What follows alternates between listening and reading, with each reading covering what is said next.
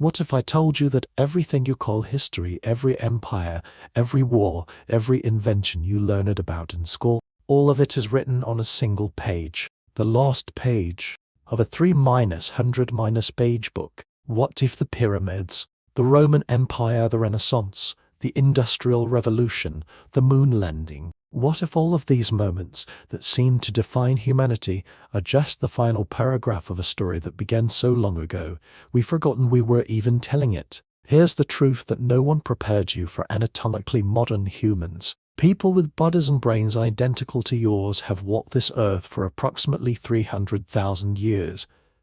300,000 years. 300,000. Let that number settle in your mind like sediment at the bottom of a river. That's 15,000 human generations. 15,000 chains of parent to child, unbroken, leading directly to you. But civilization, cities, agriculture, writing, everything we think of as the human story that appeared roughly 12,000 years ago. Do the mathematics. 12,000 divided by 300,000. That's for percent. For percent of human existence has been civilized, which means 90-5% of our time on this planet, 280-8,000 years, has been something else entirely. And we've forgotten almost all of it. Let me give you another way to see this, because sometimes we need to shrink cosmic time down to something our minds can hold. Imagine human existence as a single day, 20-4 hours from midnight to midnight. Anatomically modern humans appear at midnight as the day begins. For the next 20-3 hours and 40-3 minutes, we are hunter-gatherers.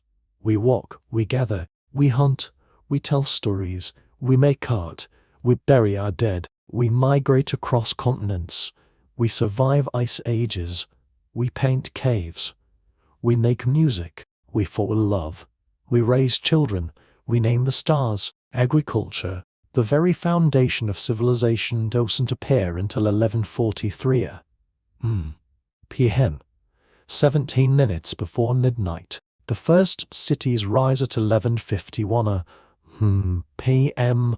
9 minutes before the day ends. Writing, that tool we use to define the boundary between history and prehistory, is invented at 11:56 4 minutes from midnight. The pyramids are built at 11:58 p.m. Jesus is born at 11:59 p.m. and 17 seconds. The Renaissance begins with 39 seconds left in the day. You were born less than 1/10 of a second ago. This is the humbling mathematics of deep time. This is the architecture of forgetting. We are a species suffering from amnesia, convinced that the last 17 minutes of our day define who we are, oblivious to the 20-3 hours and 40-3 minutes that actually shaped us. But here's what keeps me awake at night. What drove me to tell you this story those 280-8,000 years we've forgotten. They're not gone. They're not irrelevant. They're not some dusty prelude to the real story of civilization. They're in you, right now.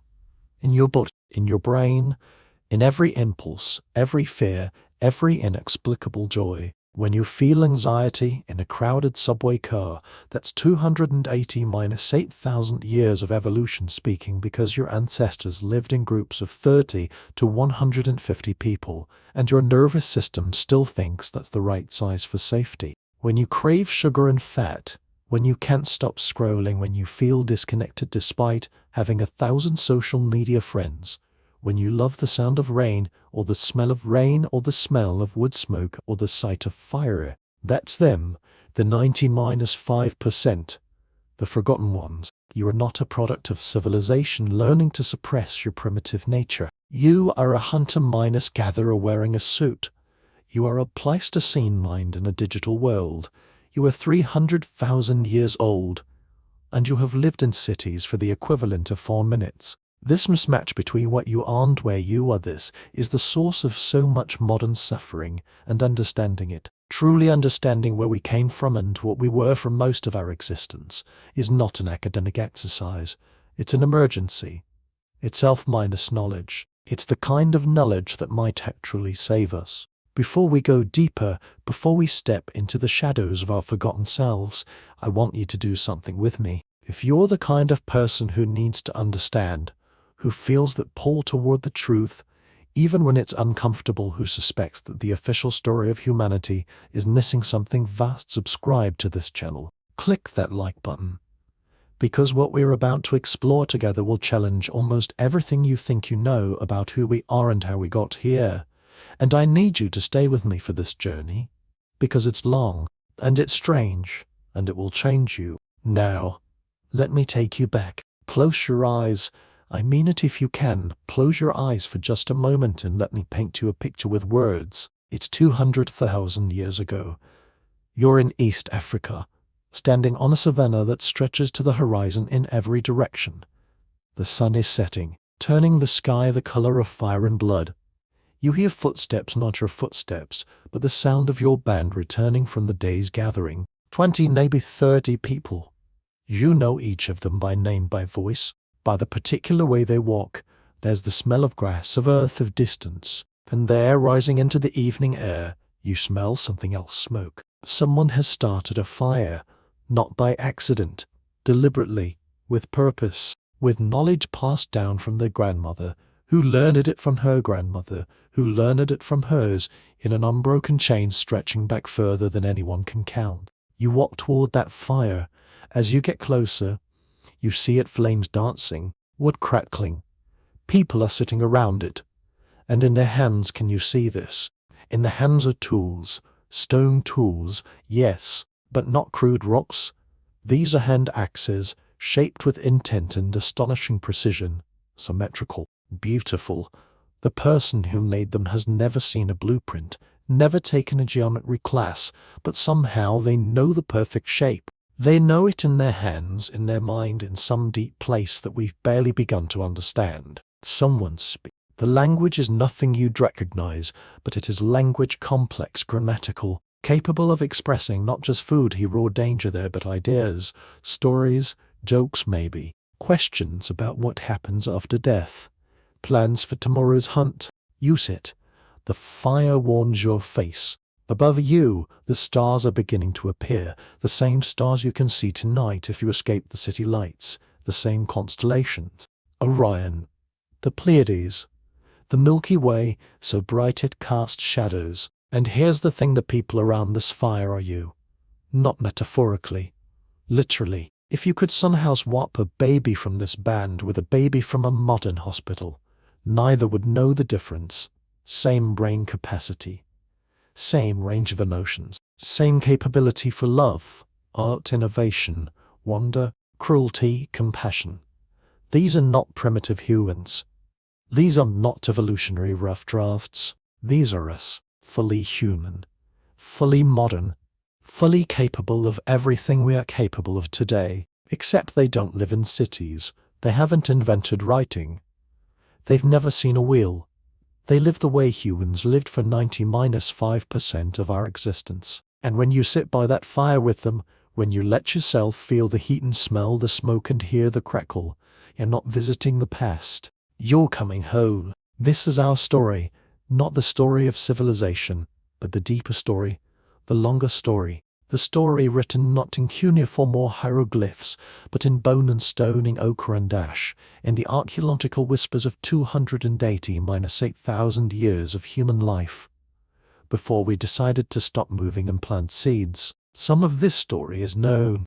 Archaeologists and anthropologists have been piecing it together for over a century, finding fragments, making inferences, arguing over interpretations. But much of it, most of it is lost. Irretrievably lost. Oral traditions don't fossilize. Songs don't leave strata. The names of the first person to tame fire, to sew clothing, to paint a cave gone, vanished, swallowed by time. But even the fragments we have, even the scattered evidence of this vast human past, tells us something astonishing. We were sophisticated. We were successful. We were in many ways magnificent. We survived climate catastrophes that would make modern civilization collapse in months. We migrated across the entire planet using nothing but our wits and our feet. We created art so beautiful that when modern humans first saw it in the depths of European caves, we couldn't believe primitives had made it. We developed oral knowledge so vast and detailed that modern scientists are still learning from indigenous peoples who maintained those traditions.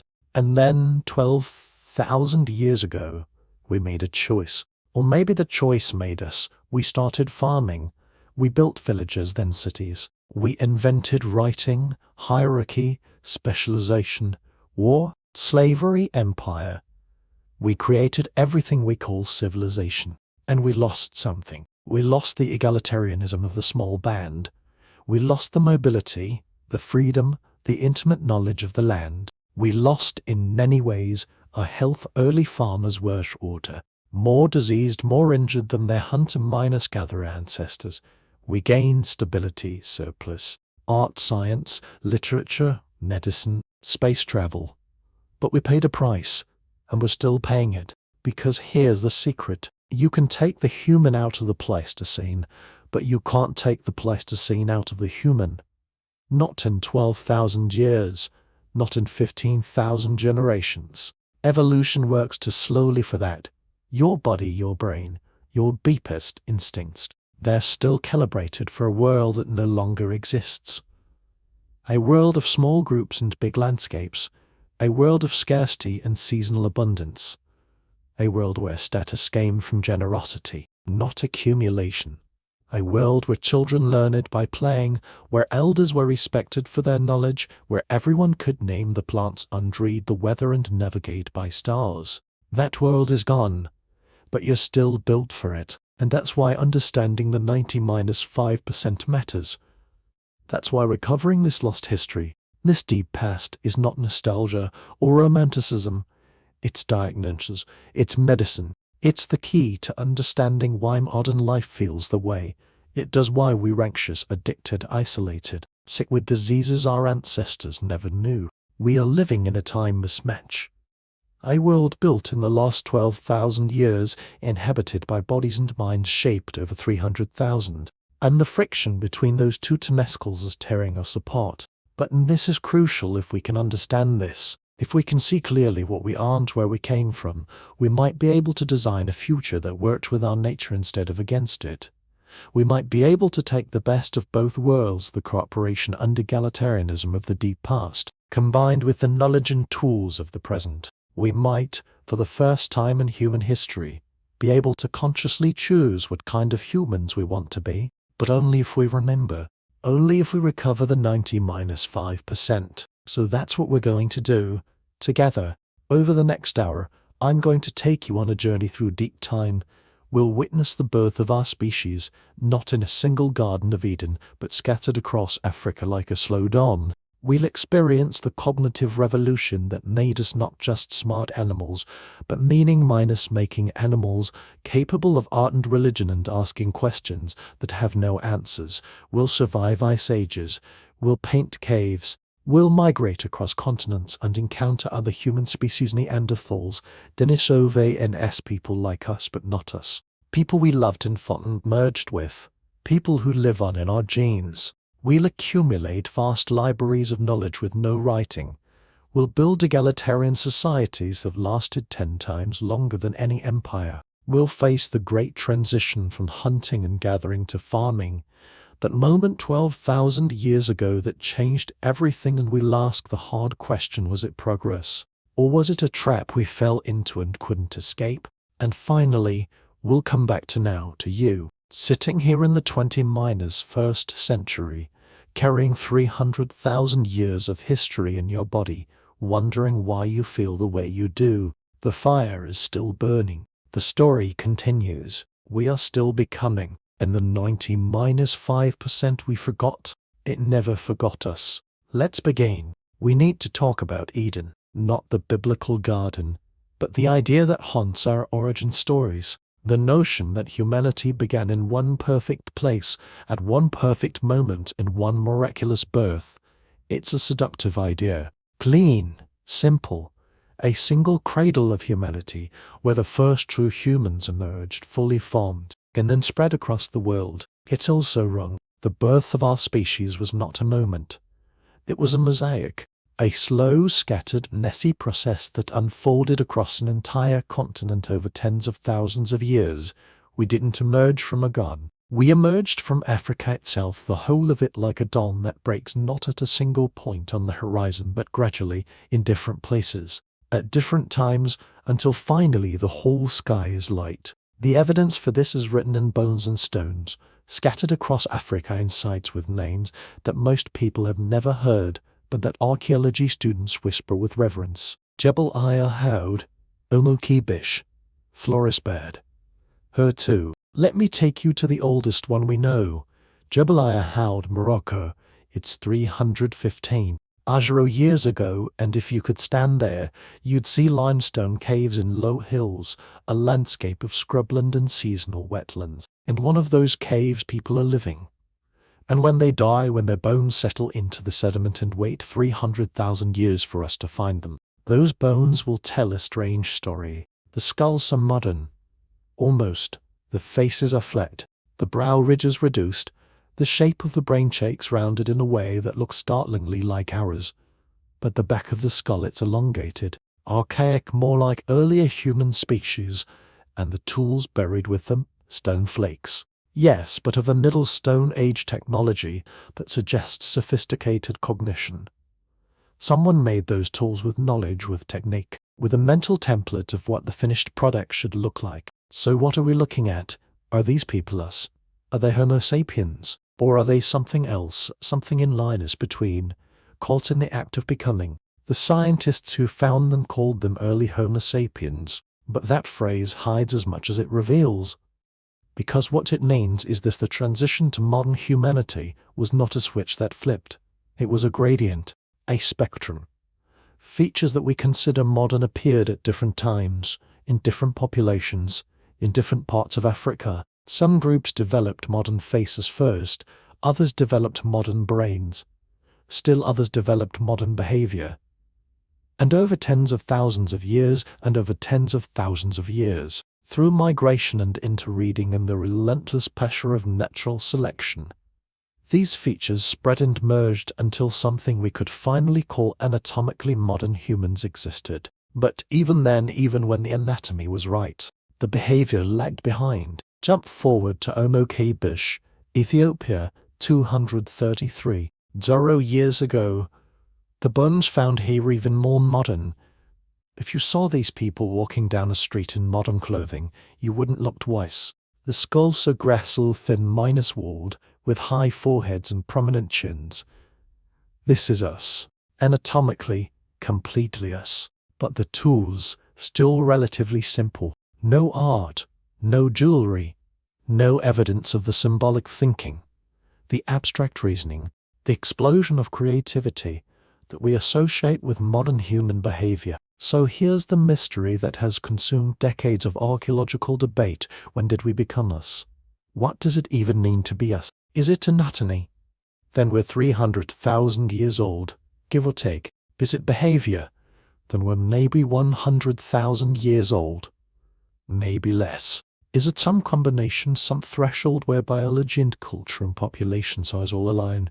Then when, and where, and how can we possibly know? Three theories dominate the academic battlefield, and I need you to understand all three, because the truth three, if we ever find it, probably involves elements of each. Theory A, the biological switch. This theory says that sometime between 100,000 and 70,000 years ago, something changed in our brains.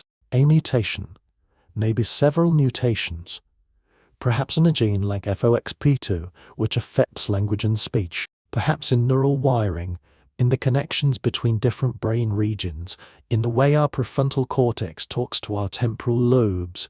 This change, this final biological upgrade, unlocked capacities that have been latent. Suddenly, we could think symbolically, we could use metaphor, we could say this stands for that. We could plan not just for tomorrow, but for next season, next year, the afterlife.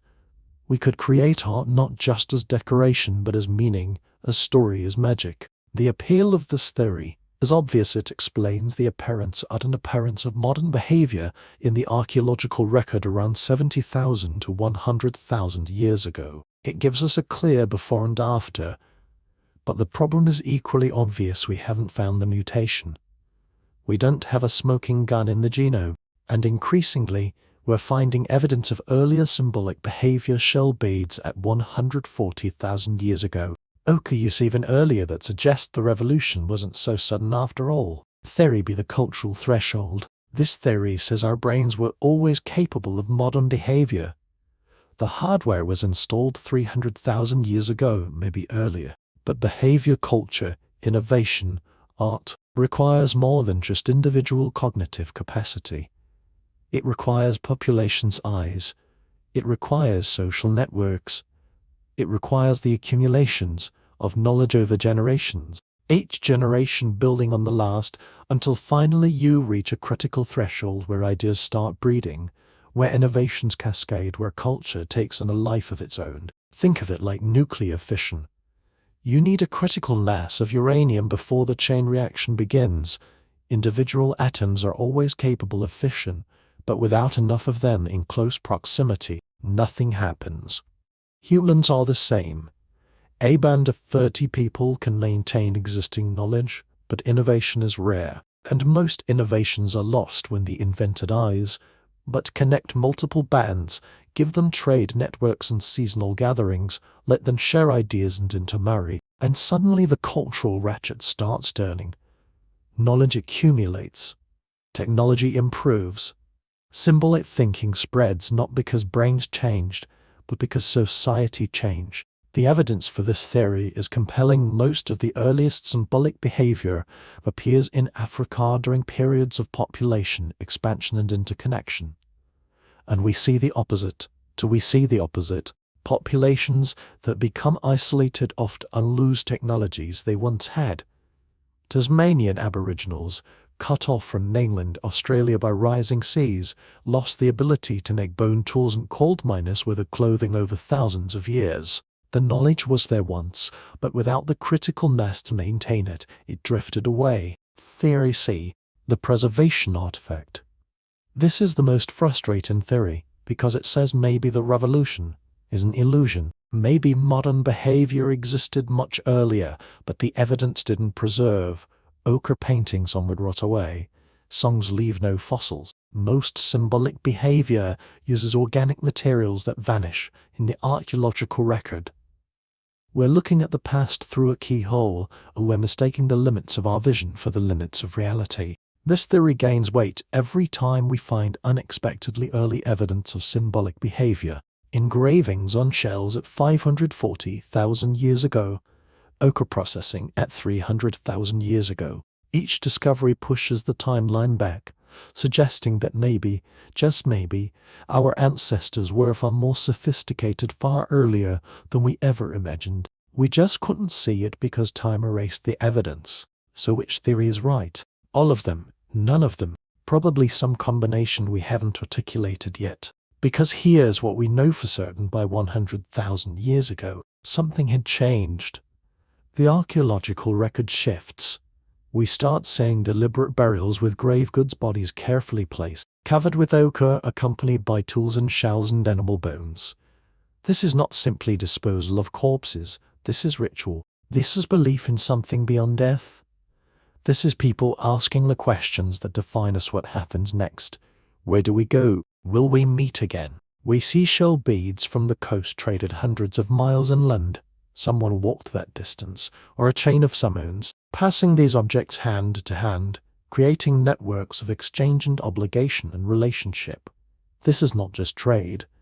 This is society, extending beyond the immediate band. This is the beginning of us minus and minus them, of alliance and identity, of we are the people who wear these shells. We see sophisticated stone tools that required not just skill but teaching. You can't figure out Levelouve's technique where you pre-minus shape a stone course so that when you strike it, perfect flakes pop off like slices from a loaf by trial and error. You need a teacher. You need the ability to say not like that, like this, and have the student understand not just the action but the principle behind it. And somewhere in this period we crossed a threshold. We became not just intelligent animals, but meaning miners making animals. We became the species that asks why, and isn't satisfied with because. We became artists and shamans and storytellers. We became the species that buries its dead with flowers and paints pictures in caves and looks at the stars and wonders. But let me bring this back to you, sitting here in the 20-1st century, because this isn't just ancient history. This is personal. That feeling you get when you meet someone new and you're trying to figure out if they're your people. That's 100,000 years old. That's the network minus building instinct, the need to know who's in your tribe and who's outside it, refined over millennia, with knowing that could mean life or death. That anxiety you feel about not being good enough, not accomplished enough, not successful enough. Part of that is modern capitalism, yes, but part of it is far older. It's status anxiety from the time when your position in the band mattered. When being valued meant being protected, being included in the sharing of food, having your children looked after when you were sick. We evolved in small groups where everyone knew everyone's reputation, where social capital was survival capital. And your brain still thinks you're living in that world. It still scans for threats to your status, still monitors what others think of you, still panics when you feel excluded, because for most of human history, exclusion meant death. And that need you have to make meaning, to tell stories, to find patterns, even where none exist. That's the cognitive revolution speaking through you. You are a creature that cannot tolerate randomness. You see faces in clouds and hear voices in white noise and construct elaborate narratives to explain why things happen. Sometimes this is wisdom pattern recognition that keeps you alive. Sometimes it's paranoia, false positives that exhaust you. But you can't turn it off. Because your ancestors who couldn't find patterns, who didn't see meaning, who accepted randomness, they didn't survive. You descend from the ones who saw too much meaning, not too little. These people at Jebel Ayahud, at Omo Kibish, at 100 other sites across Africa, they weren't primitives stumbling toward humanity. They were us struggling with the same existential questions we face today. What happens after death? Who am I? Who are we? What does it all mean? They didn't have our answers, they had theirs, written not in books but in ochre and bone and careful burial and the patient teaching of stone miners napping to the next generation. And they were successful, staggeringly successful. They survived in Africa for hundreds of thousands of years, through climate swings that would make our current crisis look gentle. They adapted, innovated, spread across the most ecologically diverse continent on Earth. They learned to live in rainforests and deserts, on coasts and mountains, in savannas and river valleys. But Africa, vast as it is, would not contain us forever, because around 70,000 years ago, maybe earlier, the evidence is still emerging. Some of these people started looking beyond the horizon, started wondering what lay across the Red Sea, or up the Nile, or beyond the coastal shelf, started asking a question that would change everything. What if we kept walking? And so they did. But before we follow them out of Africa, before we trace the great migrations that populated the globe, we need to understand one more thing about this mosaic birth, this long genesis of our species. We didn't become human in a moment of divine intervention or genetic lightning strike. We became human slowly, painfully, through the accumulation of small changes over vast time.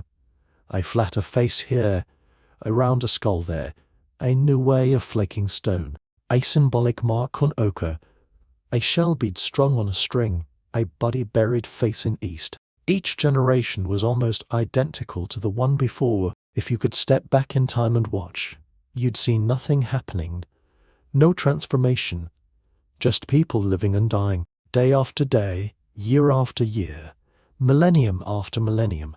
But zoom out. Watch across 10,000 years, 50,000, 100,000. And you'd see it, the slow mosaic coming together, the scattered pieces aligning, the dome spreading across the continent, until finally, by 100,000 years ago, maybe earlier, we were here, Homo sapiens, anatomically modern, behaviorally modern, fully human, not better than our ancestors, not more evolved in any moral sense, but equipped, ready, carrying in our minds and bodies the full toolkit of human capacity. And the entire world was waiting. We just had to decide to take it. There's a cave in South Africa called Blombos Cave. From the outside, it's unremarkable. Just another opening in the coastal cliffs facing the Indian Ocean. But inside, buried in the sediments of 100 years ago, archaeologists found something that changed everything we thought we knew about human history. They found art. Not representational art, not paintings of animals or humans. Something more abstract, more fundamental. Pieces of ochre, red iron oxide, the color of blood and earth etched with geometric patterns, cross-minus hatching, parallel lines. Deliberate, repetitive, unmistakably intentional. Someone sat in that cave 100,000 years ago and made marks that meant something. We don't know what. We may never know what. But the act itself, the decision to transform a piece of stone from object into symbol, from thing into meaning, that act is everything. That's when we woke up. Or that's one theory anyway. Because the truth about the cognitive revolution, the behavioral revolution, the moment when we became not just anatomically modern but behaviorally modern, the truth is we don't fully understand it. We know it happened. We can see the evidence scattered across Africa and eventually across the world: abstract engravings, shell beads, ochre processing, complex tools, deliberate burials, long minus distance strayed. But when exactly it happened, why it happened, how it happened, these are questions that archaeologists have been fighting over for decades. And the fight isn't close to over. Let me show you what we know.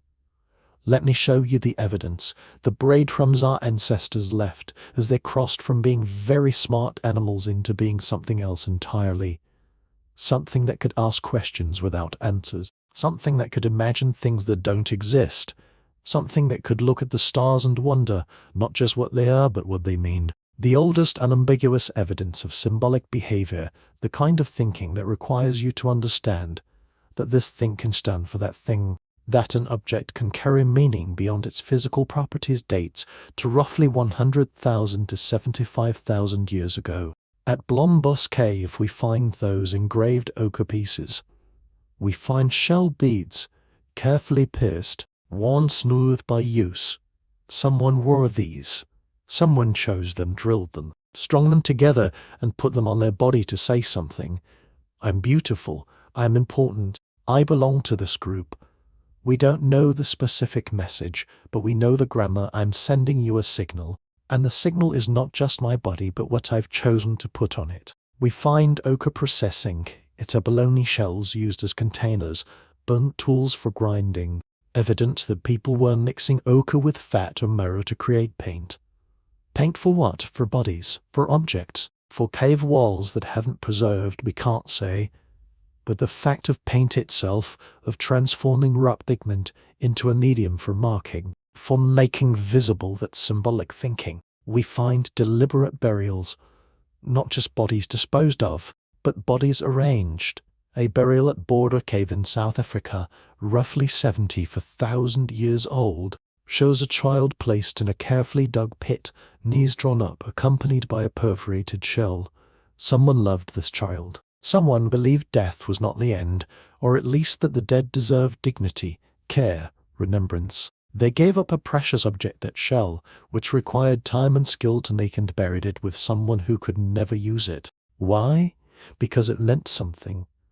Because the child was not just meat, not just matter, but a person who deserved to be sent to whatever comes next with something beautiful. This is not instinct. This is not hardwired behavior. This is culture. This is meaning. This is the revolution. And once it started, it accelerated. By 70,000 years ago, we see long minus distance strayed networks.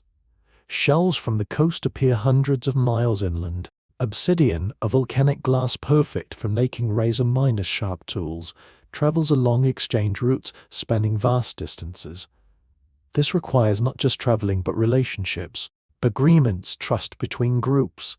I will give you these shells, and someday, you will give me something I need. That's social complexity. That's abstract thinking about future obligations. That's the beginning of economy. of alliance, of the intricate web of reciprocity that would eventually become civilization. We see technological leaps, the invention of projectile weapons, spears that can be thrown, not just thrust. This doesn't sound revolutionary until you think about what it requires cognitively. You have to imagine a future state. The animal is not here yet, but it will be, and when it is, I need to hit it from a distance. You have to plan. You have to understand trajectories, force, leverage. You have to practice, which means you have to imagine improving at something. That's abstract future minus-oriented thinking. That's modern cognition. And somewhere in this period, we can't pinpoint it exactly, but it's in here. Between 100,000 and 70,000 years ago, we developed fully modern language, not just communication. Not just calls and warnings and food here, danger there, but language with grammar, with syntax, with the ability to express things that don't exist, to talk about yesterday and tomorrow and maybe and if, to tell stories, to lie, to joke, to teach not just by showing but by explaining, to say, by think and you believe and we hope. Language is the ultimate symbolic system. Every word is a symbol standing for something else. And once you have language, once you can name things and abstract them and manipulate them in your mind without touching them in the world, everything changes. You can have religion. You can have philosophy. You can have politics. You can have history. You can sit around a fire and say, let me tell you about the time when, and everyone listening knows you're not lying. Not exactly, even though the past is invisible and gone. You're using symbols, words to recreate what was, to keep it alive in memory, to pass it down. This is the revolution.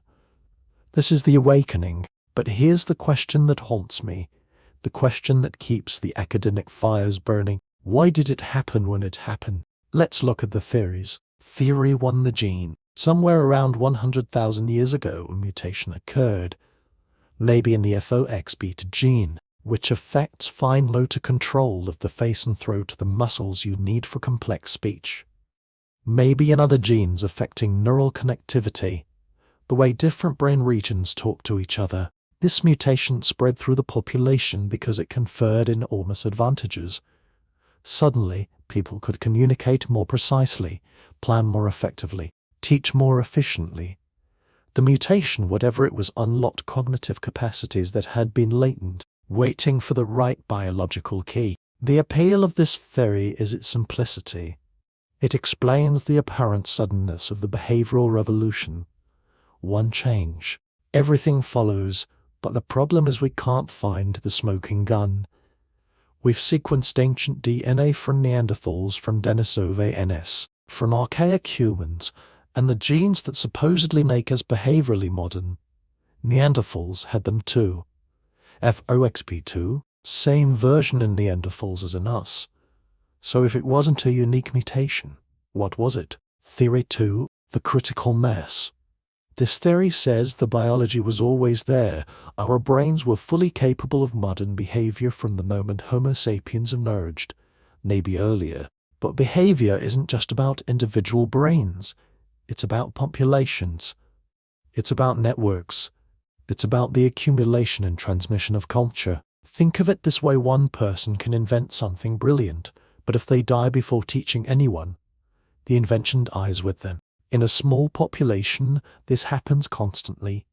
Innovation appears, then vanishes. But as populations grow, as bands connect through trade and intermarriage, as seasonal gatherings bring hundreds of people together, the odds shift. Innovation spread before the innovated eyes.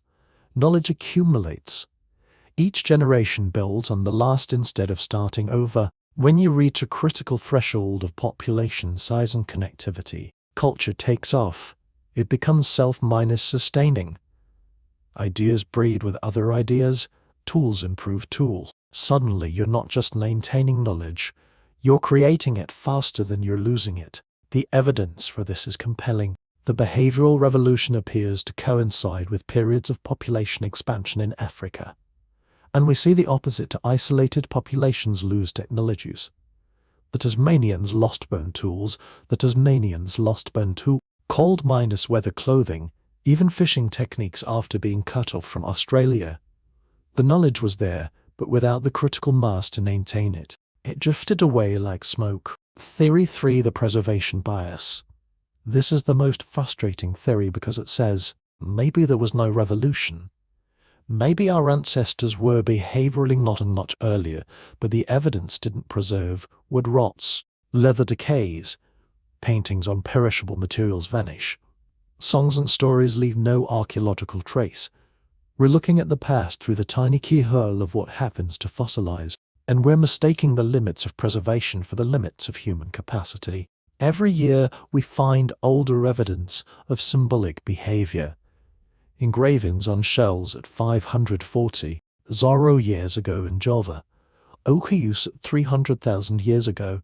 Each discovery pushes the timeline back, suggesting that maybe the revolution was never revolution at all. Maybe it was always there, just invisible to us. So which is it?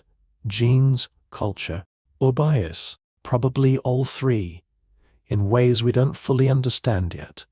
Probably the biology enabled, the culture amplified, and the preservation hides more than it reveals. But here's what matters: by 70 Zorro years ago, it was done. We were awake. We were fully modern in every sense, and the world was ours to explore. Close your eyes again. I need you to feel this moment. I need you to be there. You're in Blombos Cave, 100,000 years ago. The ocean is a constant roar beyond the entrance, salt spray on the wind. You're holding a piece of ochre, smooth and weighty in your palm. Someone has handed you a sharp stone, and you're learning, watching as they demonstrate. Press hard, scrape, see the red dust collect. That's what we need. But then they do something else.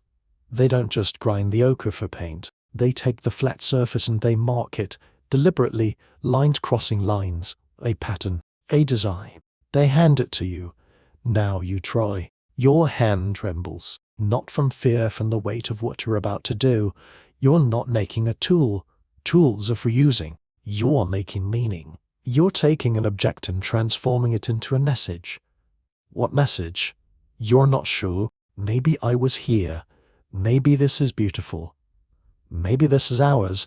This is how we do things. You press the stone to the ochre and drag. A line appears, then another, cross minus hatching, like you were shown.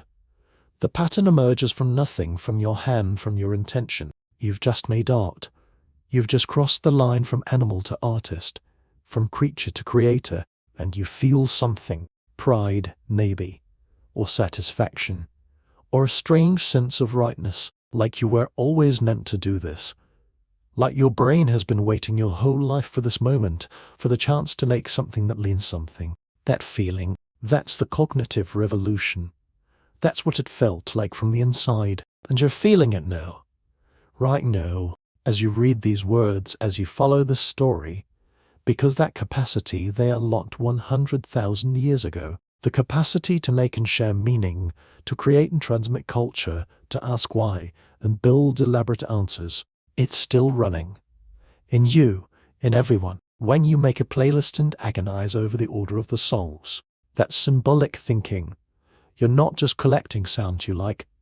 You're crafting meaning, narrative, emotional journey. When you dress in the morning and choose this shirt over that one because of what it says about you, that's the same impulse that drove them to pierce shells and wear them as beads. When you take a photo not to document but to express, to show how you see the world, to say this moment matters, you're engraving ochre.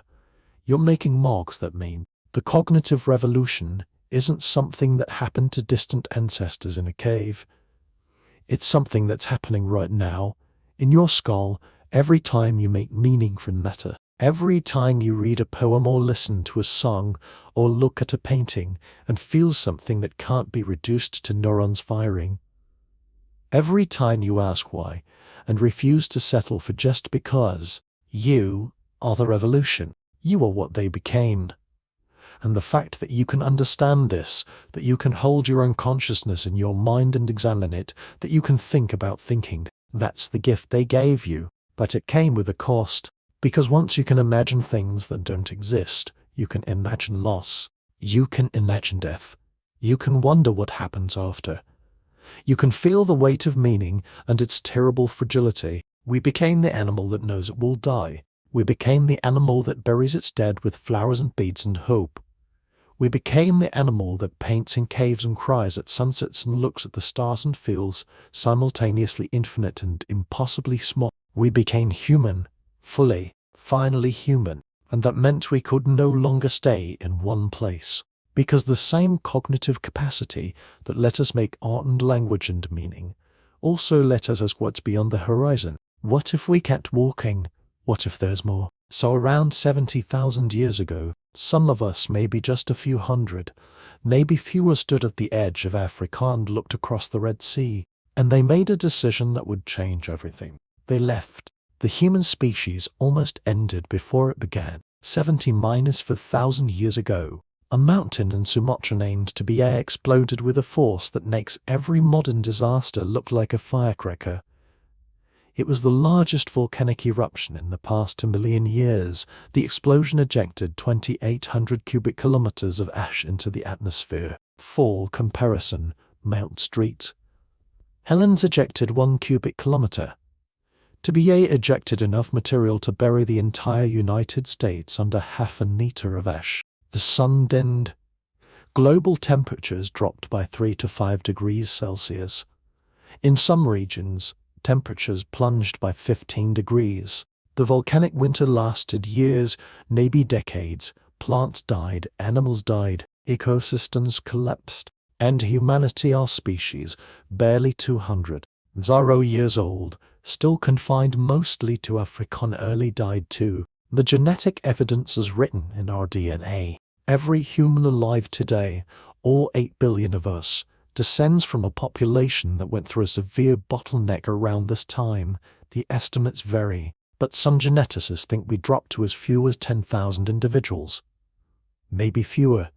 Maybe just a few thousand breeding pairs scattered across Africa, and possibly a small population that had already made it out, clinging to survival in South Asia or the Middle East. 10,000 people, total, on the entire planet. We came that close to extinction.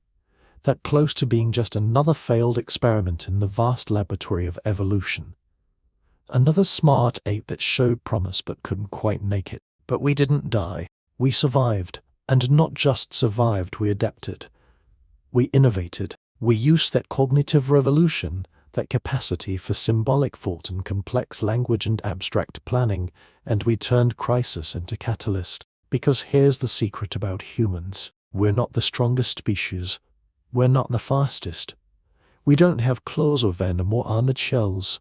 What we have is culture. We have the ability to learn from each other, to accumulate knowledge across generations, to face a problem as a group and solve it, not with instinct, but with innovation. And our sages, those crucibles of ice and scarcity and brutal selection, they were our universities. Let me take you there. Let me show you what they learned. It's 40,000 years ago. You're in Europe, though it looks nothing like the Europe you know. The ice sheets have advanced from the north, glaciers kilometers thick grinding down everything in their path. Most of Scandinavia is buried under ice. Britain is connected to France because so much water is locked up in ice that sea levels have dropped 120 meters. The Mediterranean is smaller. Rivers that no longer exist cut through exposed continental shelves. And it's cold. So cold that winter temperatures in Central Europe regularly hit -30 Celsius. Cold enough to kill an unprepared human in hours. But you're not unprepared. Because your ancestors learned. They learned it over thousands of years, through trial and error, through brilliant innovations and catastrophic failures, through knowledge passed down parent to child in an unbroken chain stretching back to when your people first walked out of Africa into environments they'd never seen before. You're wearing clothes, not simple wraps or cloaks, but tailored clothing, pants, jacket, boots, each piece carefully cut from reindeer hide-ends, sewn together with sinew, using an eyed needle made from bone. That needle which seems so simple, just a sliver of bone with a hole in one end, is one of the great inventions of the Paleolithic. It requires incredible precision to make. You have to drill a hole through bow without splitting it, make it smooth enough that sinew can pass through without catching. This is micro-minus engineering. This is precision manufacturing with stone tools. And the clothes themselves? They're not uniform. The hide is treated, worked soft, cut in specific patterns that have been refined over generations. The pants fit close to your legs to prevent heat loss. The jacket overlaps and can be cinched tight. The boots are insulated with grass. Every detail is intentional, based on hard -1 knowledge about how to keep a tropical animal alive in subarctic conditions. You're standing at the entrance to a cave, but you don't live deep inside. Too dark, too damp, too dangerous. Cave bears might already be there. You live at the mouth, where there's light and ventilation. And you've built a structure, a framework of mammoth bones and wooden poles covered with hides, weighted down with stone. Inside, there's a hearth, not just a pile of burning wood, but a carefully constructed fire pit with stones to reflect heat, positioned to draw smoke out through the cave mouth instead of filling your shelter. That fire, let's talk about that fire. Because fire is everything. Fire is the technology that made leaving Africa possible. Your ancestors learned to control fire maybe 400,000 years ago, probably earlier. By now, 40,000 years ago, fire is as fundamental to human life as breathing. You know how to start it not by waiting for lightning but by creating it with your hands. Bowed real method, or flint and pyrite, or fire plow. Different techniques in different places, but the principle is the same. Turn motion into heat, into ember, into flame. You know how to maintain it. Someone is always responsible for the fire. If it dies, starting it again is hard, dangerous work. Better to keep coals alive, banked under ash, ready to bring back to life with breath and kindling. You know what to burn, pine for starting, oak for lasting heat, specific plants to make smoke that repels insects or has medicinal properties. Fire gives you light in the long winter darkness. Fire gives you heat that extends your body's comfort zone from a narrow tropical band to nearly anywhere on Earth. Fire gives you the ability to cook, which makes food more digestible, safer, nutritionally available. Fire gives you protection from predators. No animal except humans will approach flame. Fire is captured sunlight. Fire is portable power. Fire is the original tool that makes all other tools possible. But it's not enough. Not in Ice Age Europe, where winter darkness lasts 18 hours and temperatures that can kill are the norm. You need more. You need food. And in winter, in the depths of glaciation, plant foods are scarce. You need meat. Big, calorie-dense, fat-rich meat. So you hunt. But not alone. Not with simple spears. You hunt with technology, with strategy, with coordination that requires language and planning and trust. You have an atlatay spear-thrower. It's a piece of wood or antler about half a meter long with a hook at one end. You fit the end of your spear into the hook, and when you throw, the atlet acts as an extension of your arm, adding leverage, adding force. A spear thrown by hand might go 20 meters. With an antlet, it can go 60, 80, even 100 meters with enough skill. And it hits harder, hard enough to penetrate thick hide, hard enough to kill. You hunt reindeer, bison, horses. And sometimes when the need is great and the opportunity arises, you hunt mammoths. Mammoths, for meters tall at the shoulder, weighing 6 tons, covered in thick wool and fat, walking warehouses of calories. One mammoth can feed your band for weeks. The bones can build shelters. The hide can make clothing. The ivory can be carved into tools, art, needles. Nothing is wasted because waste means death. But how do you kill something that massive? You can't overpower it. You can't outrun it. You need intelligence. You need to use the landscape. Some bands drive them into bogs where they get stuck. Others drive them off cliffs.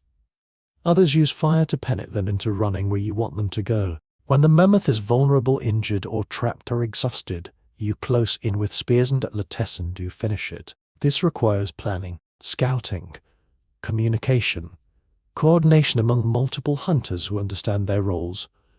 This requires sharing the kill, which requires social bonds and trust and probably some kind of system spoken or unspoken about who gets what. This is complex cognition. This is culture. This is what kept you alive when the ice came down, and it's what let you spread. Because around 70 years ago, some humans left Africa. We're not sure exactly how many or exactly why. Climate change may have opened corridors of migration during brief warm periods. Population pressure may have pushed groups outward. Curiosity may have pulled them.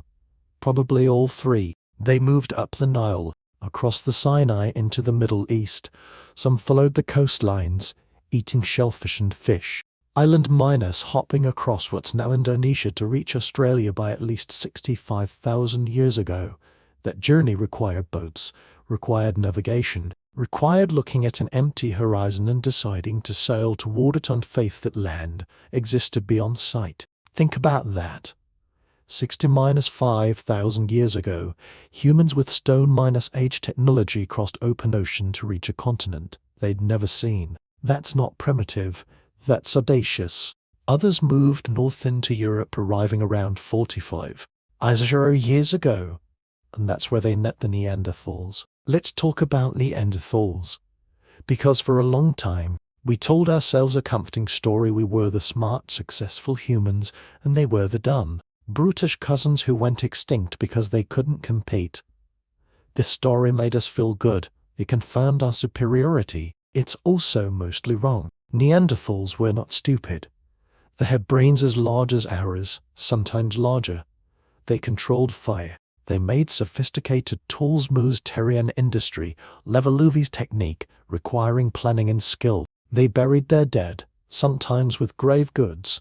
They used Stoker. They made ornaments. There's evidence they may have made art, though this is contested. They were perfectly adapted to Ice Age Europe. They'd been there for hundreds of thousands of years. Their bodies were robust, muscular, built for power and cold tolerance. They hunted large game successfully. They survived multiple glaciation cycles. And when we arrived, for several thousand years we lived alongside. We shared landscapes. We probably competed for the same resources. And we interbred. The genetic evidence is unambiguous. If your ancestry is from outside Africa, roughly 2% of your genome comes from Neanderthals. They are not your distant cousins. They are your ancestors. They live in you, specifically. Neanderthal genes affect your immune system, your skin color, your hair texture, your tolerance for cold. We met them, we mated with them, and then they disappeared. Around 40,000 years ago, Neanderthal populations begin to dwindle. By 30,000 years ago, they're gone. The last known Neanderthals hung on in southern Spain and Gibraltar until about 28,000 years ago, and then they vanished from the fossil record. Why, the debate rages. Did we kill them? Did we outcompete them for resources? Did diseases we carried wipe them out? Did they simply get absorbed into a larger population, breeding with us until they ceased to exist as a separate lineage? Probably some combination. Probably complex interactions of conflict, competition, disease, and interbreeding that played out differently in different regions. But the fact remains we're here. They're not. And the world we live in now is the one shaped by us, not them. Close your eyes. I need you to feel the weight of this. It's 35,000 years ago. You're standing outside your shelter on a clear winter night in what will someday be France. The cold is absolute. Your breath crystallizes in the air above you. The stars are so bright they hurt. The Milky Way is a river of light across the sky. You can see your shadow cast by starlight alone. Behind you, smoke rises from the hearth. You can hear people talking, laughing. Someone is telling a story. You can hear the rhythms of it. The pauses for effect. The laughter at the punchline.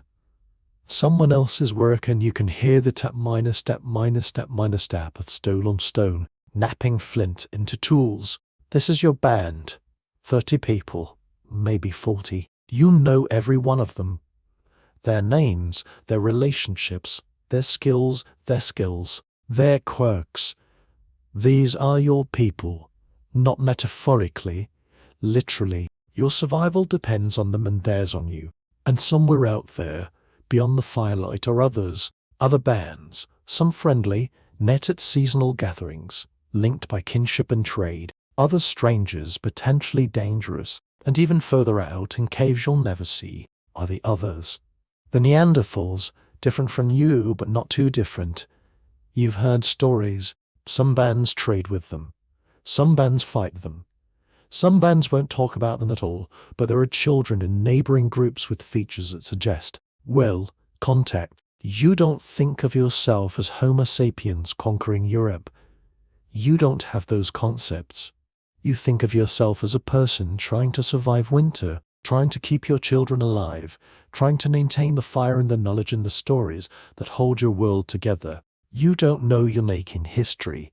You don't know that thousands of years from now, scientists will dig up your bones and debate what they mean. You just know the cold and the fire and the people you love, and you know how to survive. That knowledge, the accumulated wisdom of thousands of generations who faced ice and scarcity and extinction and survived it in you. Right now, when you feel most alive in the face of challenge, that's them. When you gather with your people around food and fire, when you tell stories and laugh and feel connected, that's them. When you feel the primal satisfaction of making something with your hands, of solving a problem, of providing for others, that's the deep memory of Ice Age survival speaking through you. We are not civilized humans trying to suppress our primitive instincts. We are Ice Age survivors dressed in modern clothes. Our brains are still wired for scarcity, for danger, for the intimate bonds of the small band. Our bodies still crave fire and meat and the comfort of familiar faces, and that's not a bug. That's what kept us alive. The Ice Ages didn't just test us. They made us. They took our cognitive revolution, our capacity for language and dot and planning, and they forced us to use it. Adapt to die, innovate or freeze. We adapted. We innovated. We survived. And when the ice finally retreated, when the climate warmed and the megafauna started to die out, we were left with something unprecedented, a species equipped with Ice Age resilience and ingenuity, spreading across the entire globe, facing a new world. What would we do with it? That's the next part of the story. But first, we need to talk about what they did in the caves. Because while they were surviving the ice, they were also creating something that still takes our breath away. They were making art, real art, profound art.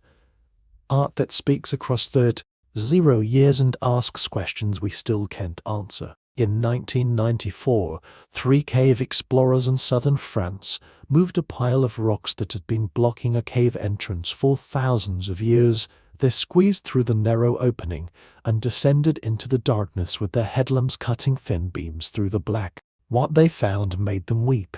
The shoved cave, hundreds of paintings covering the walls, lions, memoized rhinoceros, horses, bison, not crude stick figures, but sophisticated, powerful, stunningly beautiful representations of animals rendered with shading, perspective, and a sense of motion that would make modern artists jealous. The painting's work urban line is dated 30-5,000 years old, 30-5,000. When news spread, many archaeologists didn't believe it. Art this sophisticated was supposed to evolve gradually. Early cave art was supposed to be simple, then get more complex over time. But Chauvet broke the timeline. These weren't late Paleolithic artists refining techniques developed over millennia.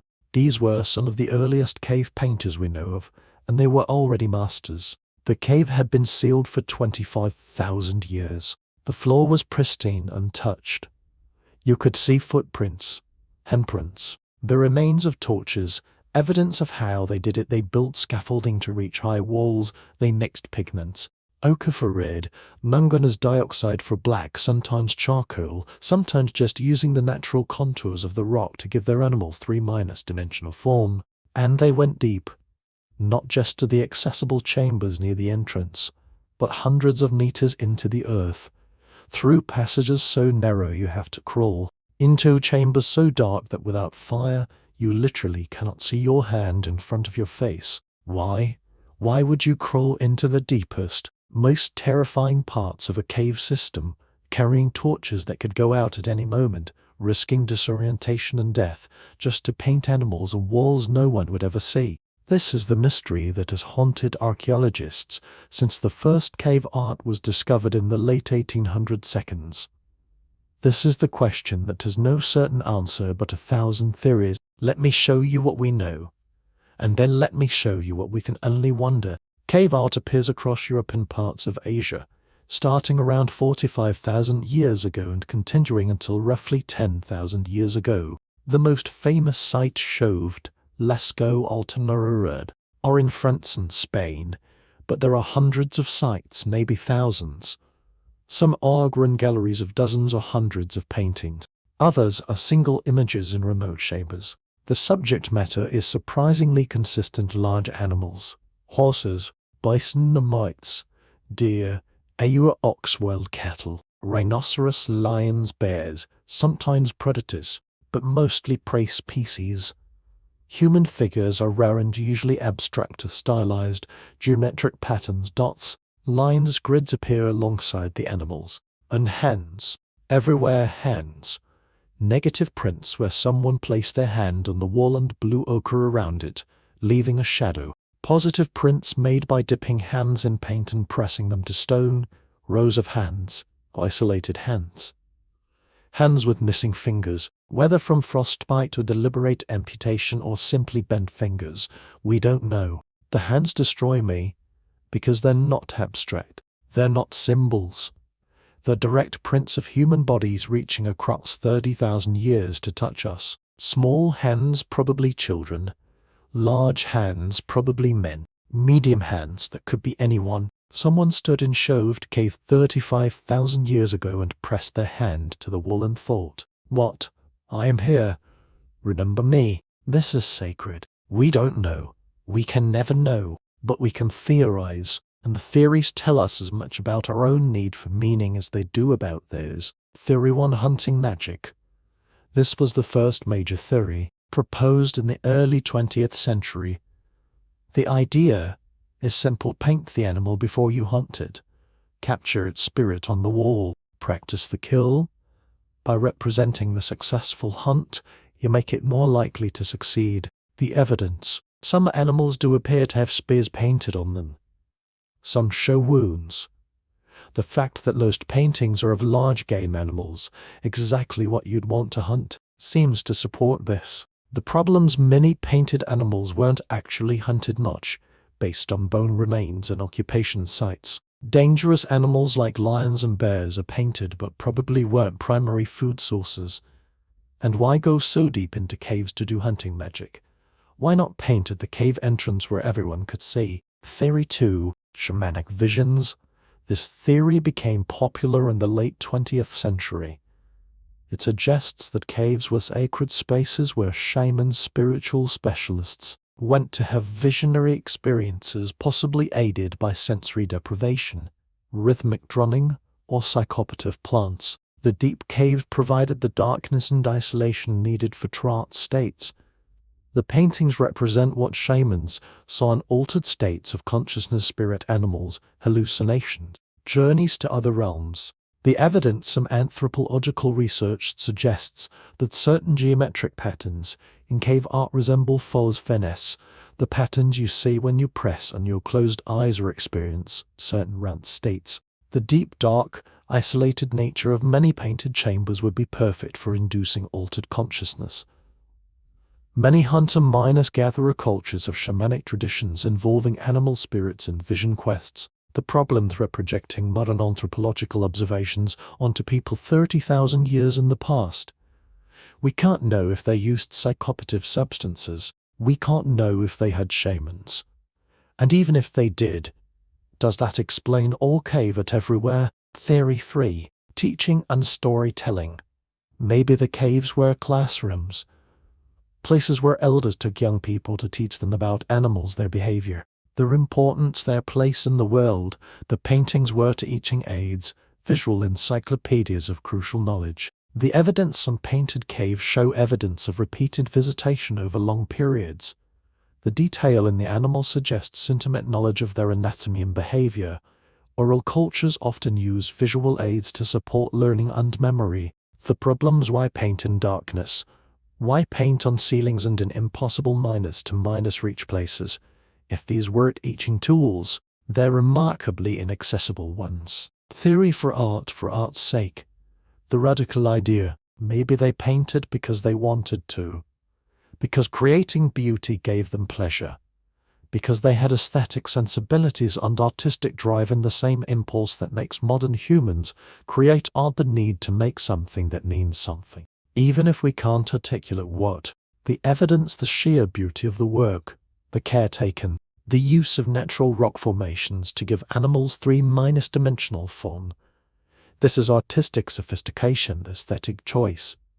Some paintings are clearly meant to interact with light from fires, animals that appear to move as flames flicker, creating primitive animation. The problem is our culture treats art as separate from utility, but did theirs? Can we even understand what it meant to people for who every object, every action, every story was embedded in a web of meaning and survival that we can't fully reconstruct? Theory 5. All of the above. Maybe there's no single answer because there was no single purpose. Maybe over 35, 0 years, across thousands of kilometers, different people painted for different reasons. Maybe one painting was hunting magic and another was shamanic vision and another was teaching tool and another was just someone expressing the overwhelming presence of the world through the only medium they had. Maybe we were asking the wrong question. Maybe why did they paint? Assumes a utilitarian answer when the real answer is because they were human, and humans make meaning. Humans create.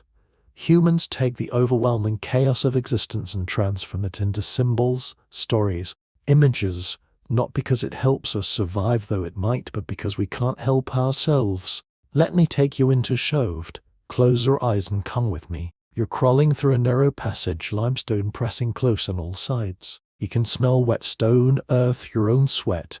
Your pint line spitched orch sputters, and for a moment everything goes dark and you freeze, heart hammering, until the flame steadies. You're deep in the earth now. No natural light reaches here.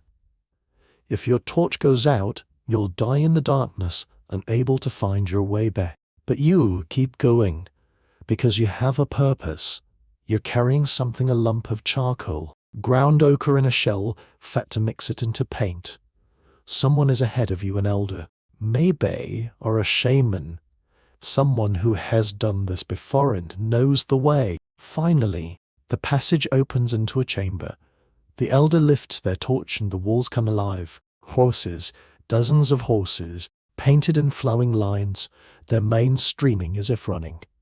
Lions prowling.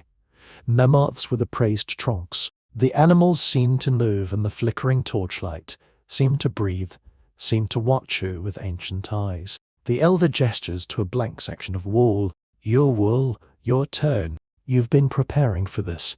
You've practiced the forms, the movements, the way to hold charcoal just so to get a clean line. You've watched, learned, absorbed the knowledge. You step forward. The wall is cold under your free hand. With the other, you begin to draw. A horse. You've seen 1,000 horses, hunted them, eaten them, studied them. You know the curve of the neck, the shape of the head, the way the legs articulate.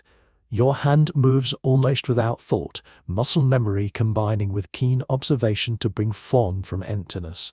The horse emerges, first in outline, then shading using the natural contours of the rock. You step back. The elder makes a sound. Approval? Encouragement? You can't tell, but it feels right. You place your hand on the wall next to the horse. The elder hands you the ochre paint. You put the mixture in your mouth and blow, spraying it around your hand. When you remove your hand, a perfect shadow remains. Your hand, your mark, proof that you existed, that you were here, that you created. And in that moment, something shifts inside you. This is not just a painting. This is not just a useful skill.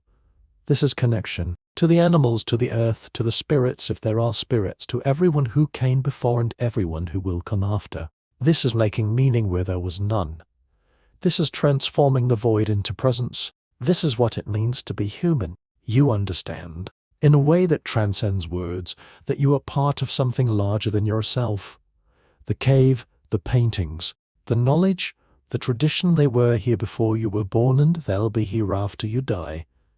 You're just one link in an unbroken chain stretching back to the first painter and forward to the last, and it's sacred. Not in a religious sense necessarily, but in the sense of set minus apart, special, heavy with meaning. This matters. What you're doing here in the darkness, with charcoal and ochre and trembling hands, it matters. That feeling, that sense of creating something meaningful, of connecting to something larger, of transforming matter into meaning.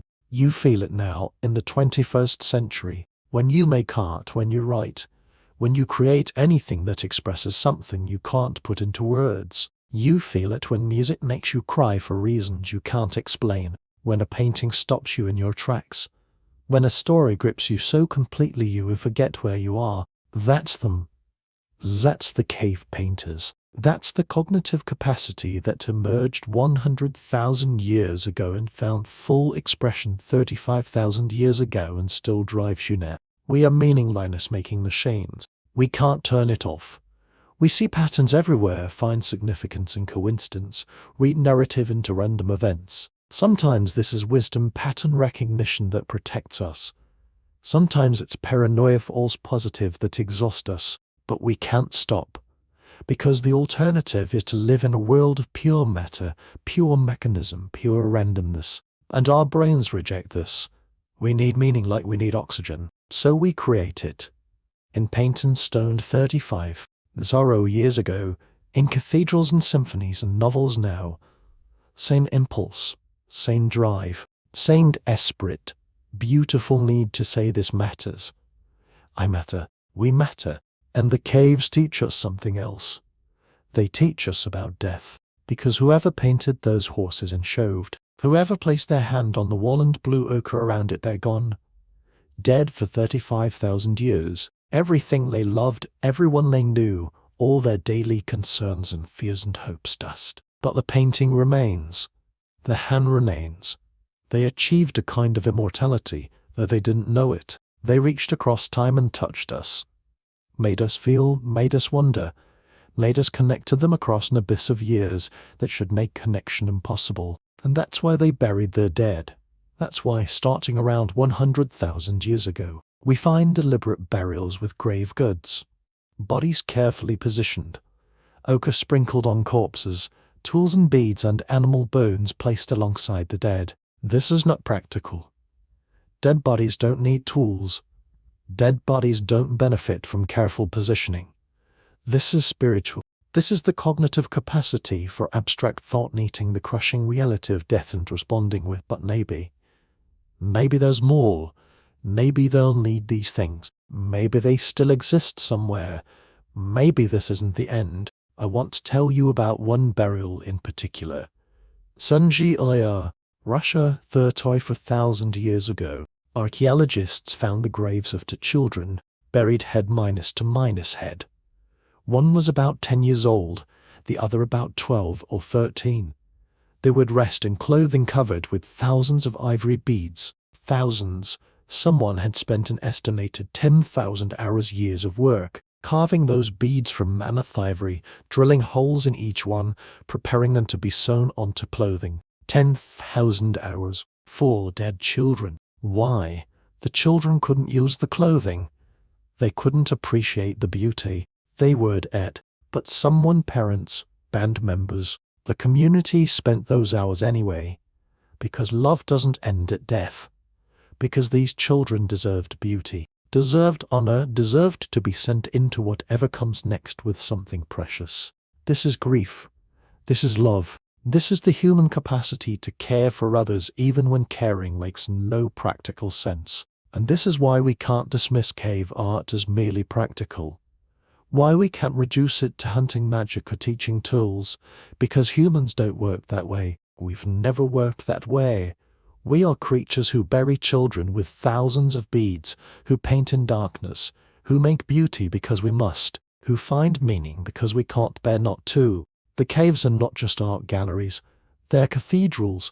They're evidence of our desperate, beautiful, completely irrational insistence that existence means something. And you know what? Maybe it does. Maybe meaning isn't something we impose on an indifferent universe.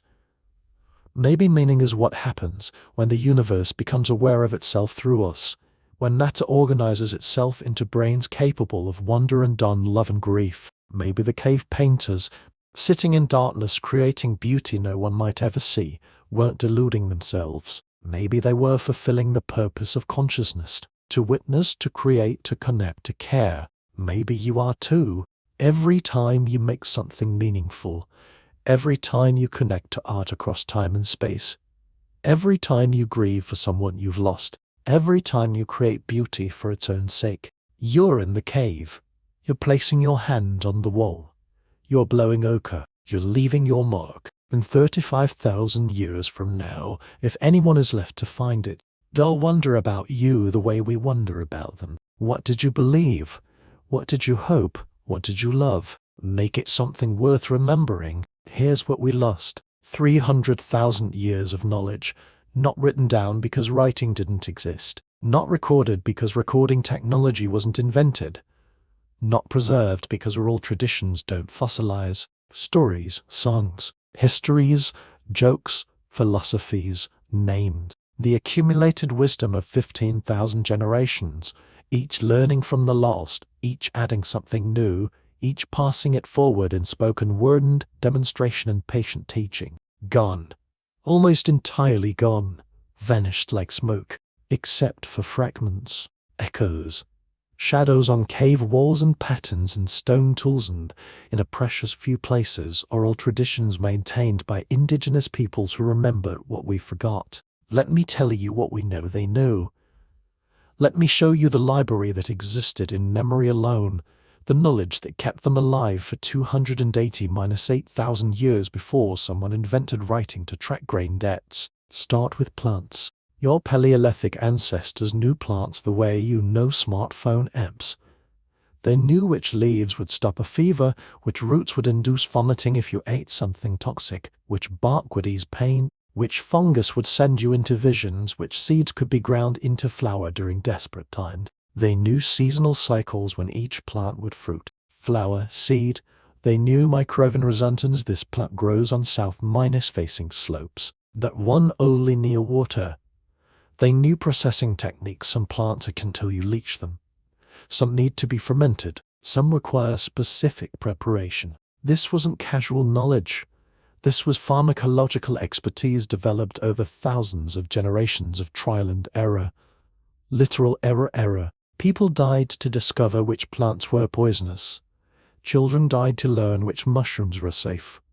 Each death was a data point remembered, passed down, incorporated into the collective knowledge. Australian Aboriginal peoples have oral traditions extending back at least 65,000 years. Genetic and archaeological evidence confirms they've been in Australia that long, maintaining continuous cultural transmission. And in their stories we find geological events, stories about the Great Barrier Reef being dry and that flooded. Carbon dating confirms this happened at the end of the last ice age, 10,000 years ago. Stories about Port Phillip Bay forming when the sea rushed in. Geological evidence confirms this flooding occurred around 12,000 years ago. They remembered. 400s of human generations they remembered. Without writing. Just oral tradition, parent to child, elder to initiate, story to story. What else did they remember that will never recover? What histories, what migrations, what wars and loves and discoveries? We don't know. We can never know. But we can infer from what remains they knew more than we give them credit for. Furthermore, consider stone tools. We treat them as primitive technology, but that's only because stone is what preserves. The actual toolkit was far larger. Wood doesn't preserve, but they must have had sophisticated woodworking. Spears, atlates, digging sticks, fire drills, handles for stone tools, frames for shelters, boats. Each requires selecting the right wood for the purpose, shaping it with stone tools, treating it sometimes with fire or oil to improve durability. This is materials science.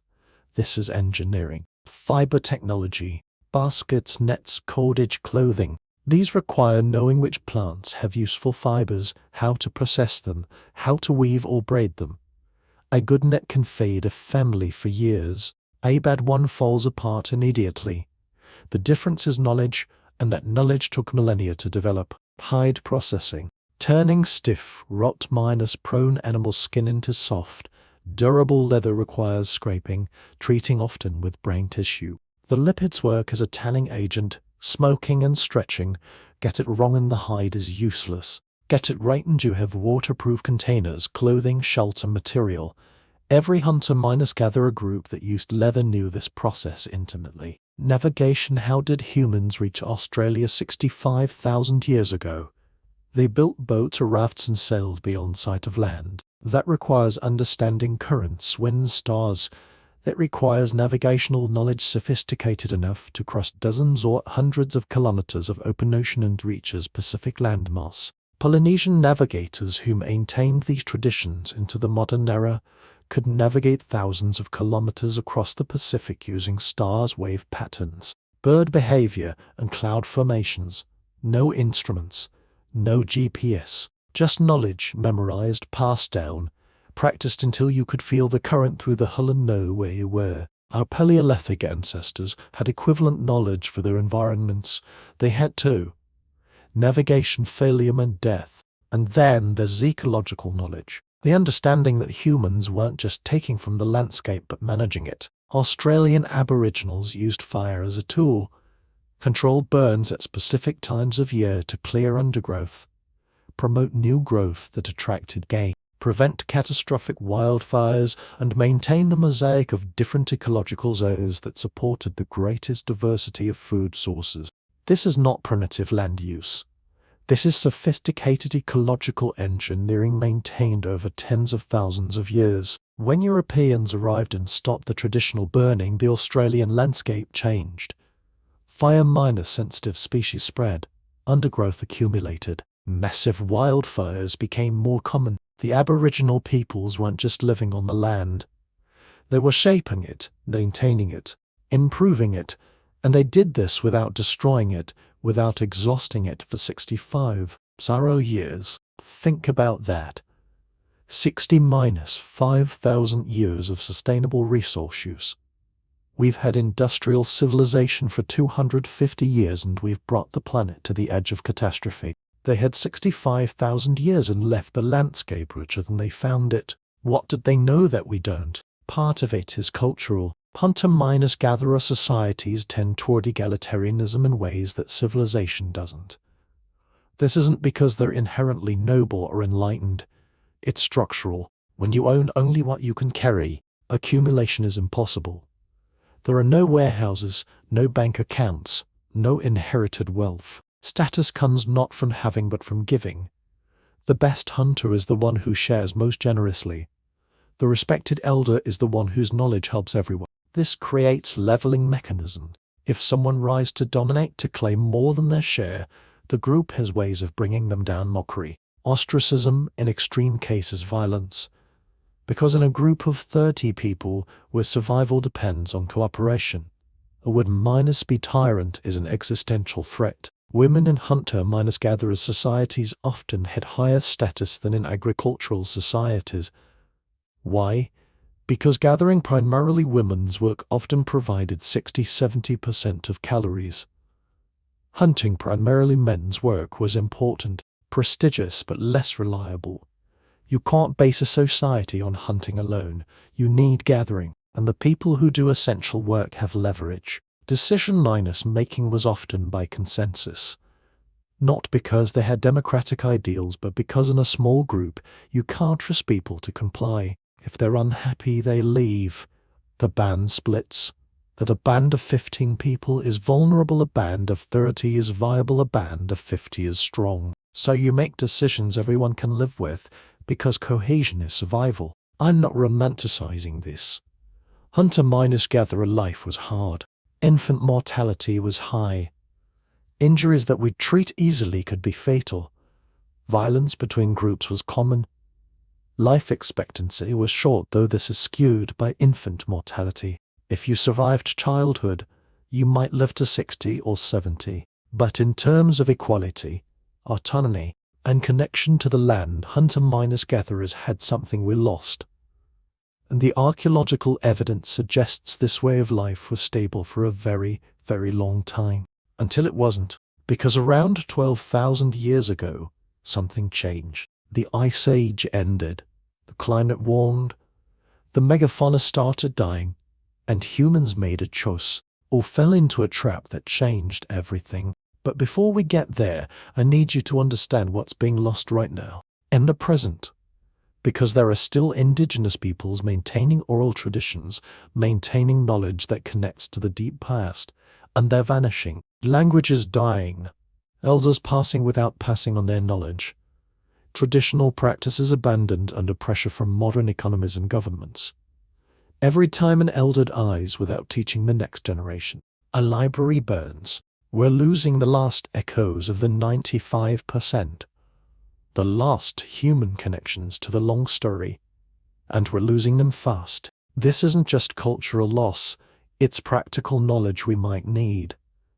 Knowledge about sustainable living, about managing ecosystems, about plants and animals and how to survive with minimal resources, knowledge that took tens of thousands of years to accumulate. We're burning the library right now, while we still have access to it. But we're doing it because we've convinced ourselves that progress means forgetting, that civilization means leaving the past behind, that the future lies in technology, not tradition. Maybe that's right.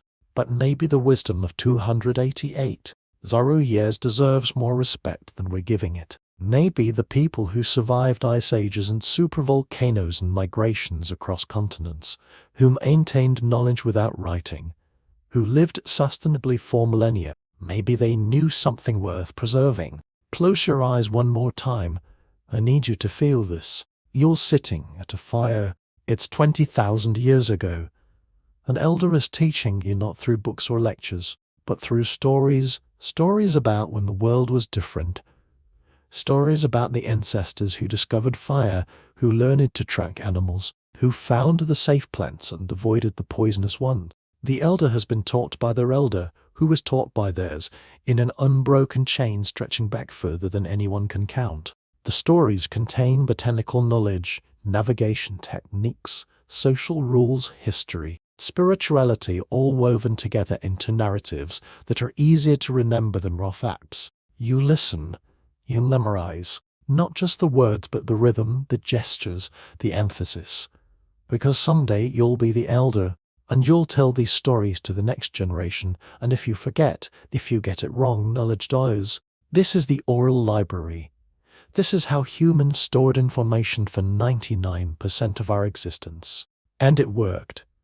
It worked for so long that we forgot it was technology. We forgot that memory, story, song, and ritual are knowledge storage, systems as real as books and hard drives, different, limited in some ways, but profound in others, because embodied knowledge, knowledge stored in muscle memory and habit and story, is often deeper than propositional knowledge. You know how to ride a bike, but you can write instructions for how to balance. You know how to read faces, but you can't code an algorithm for empathy. Our ancestors knew their world the way you know how to walk, deeply, intimately, without thinking. And when we invented writing, we gained the ability to store knowledge outside our bodies, outside our communities. We gained history, science, mathematics, literature. We gained civilization. But we lost something too. We lost the necessity of remembering. We lost the deep embodied, multi-generational transmission of knowledge. We lost the connection between information and story, fact and meaning. We gained libraries of paper and silicon. We lost libraries of bone and blood and song. Was it worth it? I don't know. I don't know. I honestly don't know. But I know this, the fact that we can't even imagine living without writing. That we think of pre-literate peoples as prehistoric, as if history only begins when we write it down, that tells me how much we've forgotten about what it means to be human. We are not the pinnacle of human development. We are one expression of it. One way of being human among many, and the other ways, the 95%, the deep past, the long story, they're not inferior. They're not primitive. They're us, just different, just adapted to different circumstances.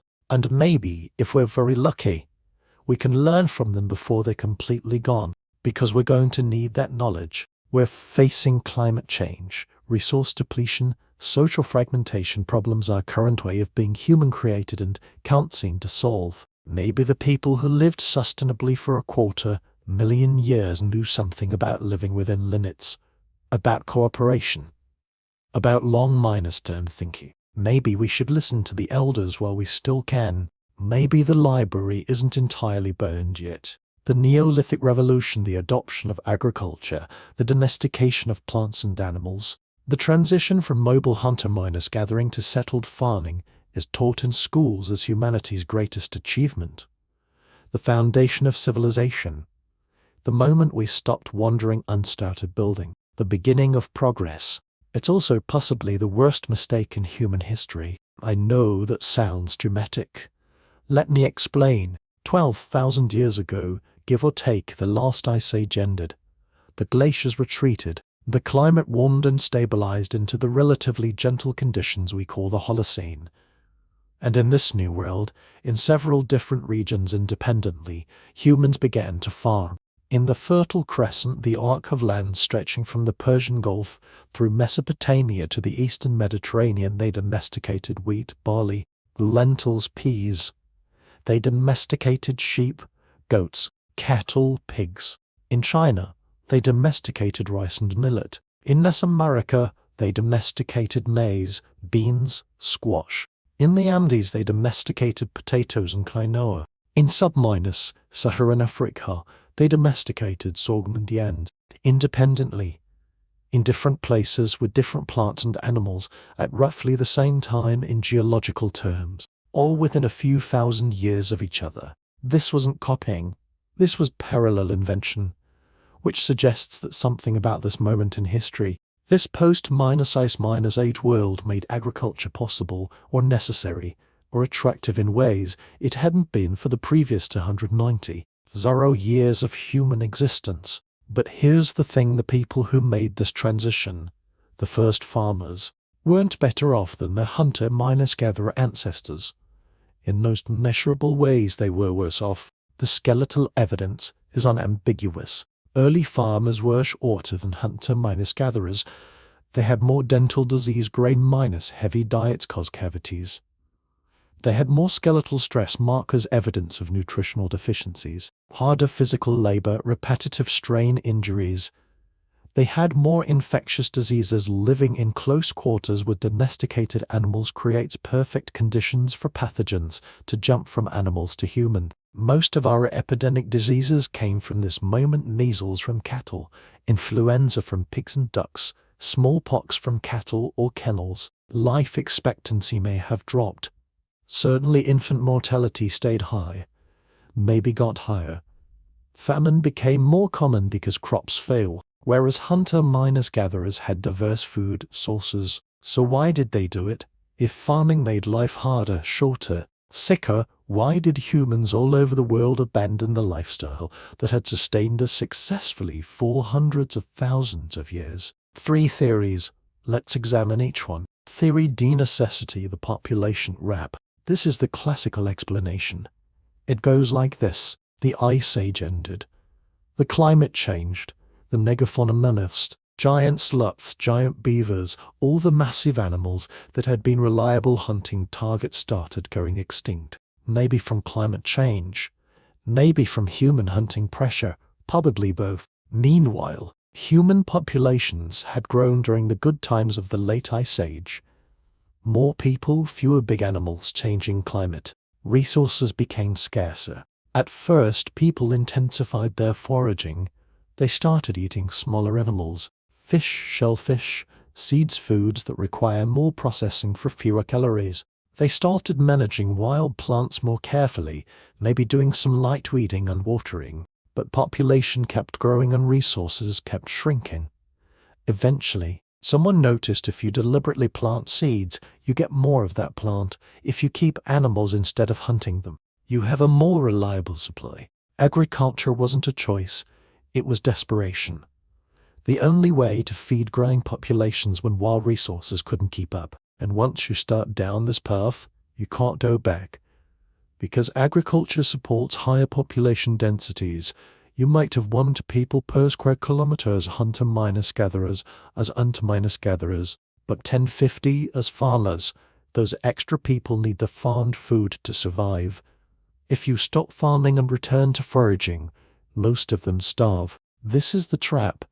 Agriculture creates the conditions that make agriculture necessary. More food supports more people's supports need for more food, and it gets worse, because farming is harder work than foraging. Hunter-gatherers might work 20-30 hours a week getting food.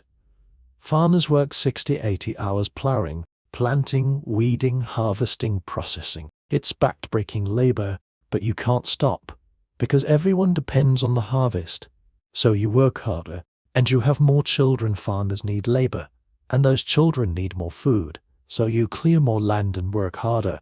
This is the Neolithic trap, and we've been in it ever since. The evidence for this theory: agriculture did appear shortly after megafauna extinctions and climate change.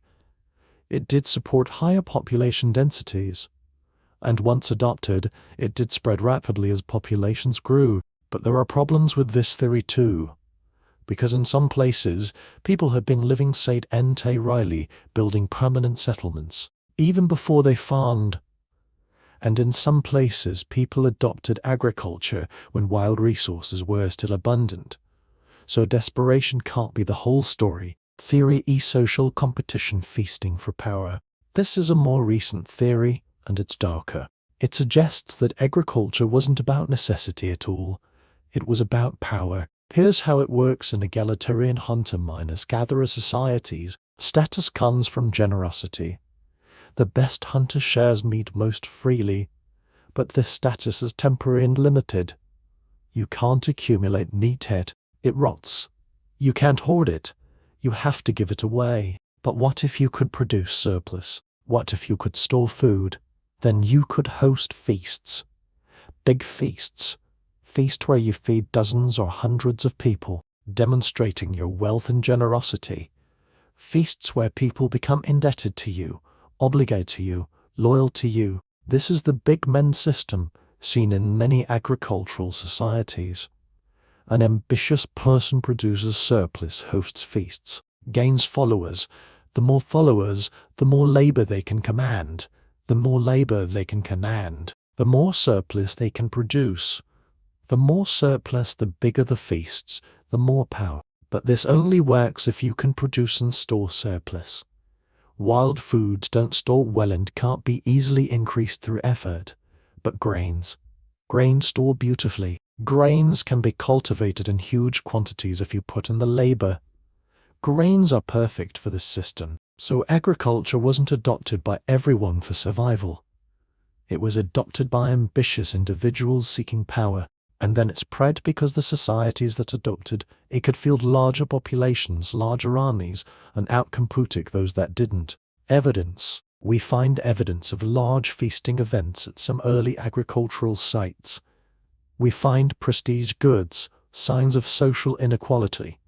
We find monumental architecture, like Göbekli Tepe in Turkey, built around 11,500 years ago before agriculture, suggesting that social complexity and competition might have preceded and driven agricultural adoption. This theory is compelling because it explains why people would adopt agriculture even when it made their lives harder.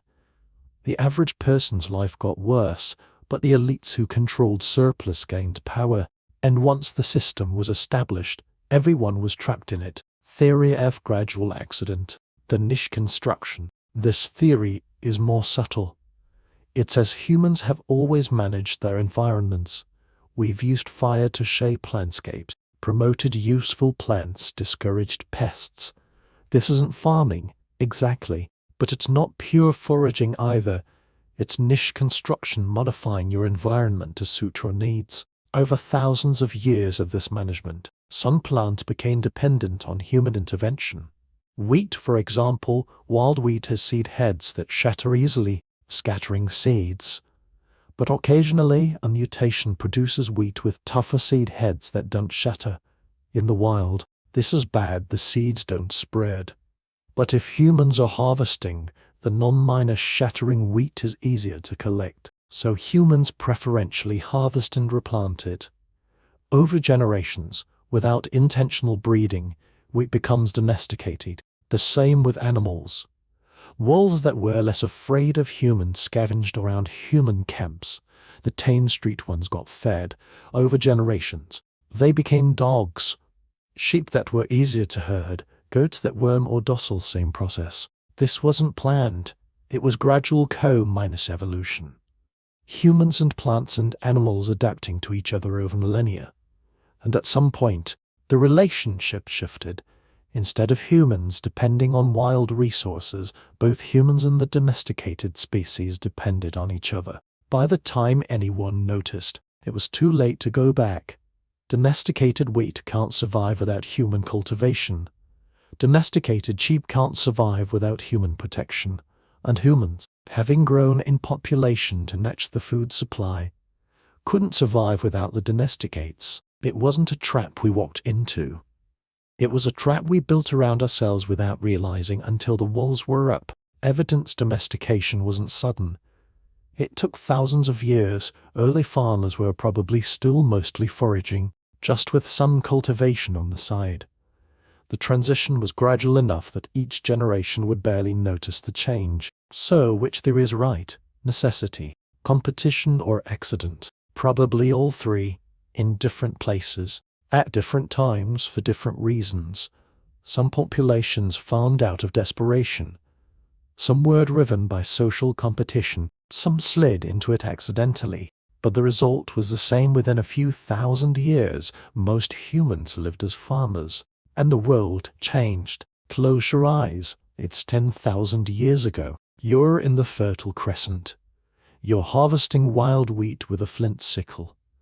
Your back aches. This is bent minus overwork. Repetitive, hard on the body. Chaff fills the air, making you cough. Your hands are calloused, your skin darkened by sun. But look at what you've gathered. Baskets full of grain. Enough to last through winter. Enough to share. Enough to store. You don't know it, but you're one of the first. One of the transitional generation between the old way and the new. Your parents were primarily foragers. Your children will be primarily farmers. And in that shift, everything changes. Because agriculture creates surplus. And surplus creates storage. And storage creates ownership. Who owns this grain? Who has the right to distribute it?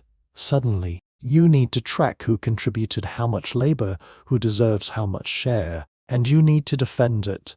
Stored grain attracts raiders. So you need walls, guards, warriors. You need specialization. Some people farm, some people fight. Some people manage the storage and distribution. And you need to stay put. You can't wander with the seasons if you're tied to fields and storage facilities. So you build permanent settlements. Villages, then towns, then cities. And you need more children. Farming is labor minus intensive. Children can help in the fields. And infant mortality is high. So you need many children to ensure some survive. So families get larger. And those children need to be fed. So you clear more land. Plant more grain, and the population grows, and you need more labor, and on. This is the Neolithic transformation. And it happened fast. By 8,000 years ago, agriculture had spread across much of Eurasia and the Americas. By 6,000 years ago, most humans in temperate and tropical zones were farmers. The hunter-miners-gatherer lifestyle we evolved for, the lifestyle that had sustained humanity for 95% of our existence, became a minority way of life, then a rarity, then something that survived only in marginal environments where agriculture wasn't viable. And with agriculture came everything we call civilization. Writing was invented to track grain debts and taxes. The first writing we have some marine cuneiform about 200 years ago is accounting records. Who owes how much? Who paid? Who didn't? Hierarchy became formalized. Kings, priests, bureaucrats. Wealth accumulation became possible and desirable. The first palaces, the first palaces, the first temples, the first clear evidence of extreme inequality, they all appear with agriculture. Warfare intensified, hunter-gatherer groups fought. Yes, but usually small-scale raiding. With agriculture, you fight over land, over water, over stored resources, and you have the population to field armies. Slavery appeared. Why enslave someone if you can't feed them? But with surplus grain, slaves become profitable labor. Gender inequality increased. In foraging societies, women's gathering work was essential and valued. In agricultural societies, men's plow miners' work and warfare became dominant. Women's labor shifted toward child miners rearing, textile work, food processing essential, but less socially valued. I'm not saying hunter-gatherer societies were paradise. They had violence, inequality, hardship, but the scale was different. The intensity was different. Agriculture created the conditions for civilization, cities, art, science, literature, philosophy, all the things we treasure. But it also created the conditions for mass warfare, epidemics, slavery, extreme inequality, environmental destruction, all the things that plague us. You can't have the Parthenon without agriculture. You also can't have the sack of cities, the enslavement of populations, the famines that kill millions. You can't have Shakespeare without agriculture. You also can't have the Black Death. You can't have modern medicine without agriculture. You also can't have modern warfare. It's a package deal, and we're stuck with it, because here's the final crushing truth. We can't go back. Even if we wanted to, we can't. There are 8 billion humans on Earth. Agriculture can barely feed us all. Foraging could support maybe 10 million maximum. The math is brutal. If we abandoned agriculture tomorrow, billions would starve within months. We're trapped, not just by the system but by our own numbers. We've multiplied beyond the carrying capacity of the pre-minus agricultural world. The only way forward is through more technology, more complexity, hopefully more wisdom. But the trap has consequences, and you feel them every day. Your body is built for walking 10-15 kilometers a day, for varied movement, for occasional feast and frequent fast.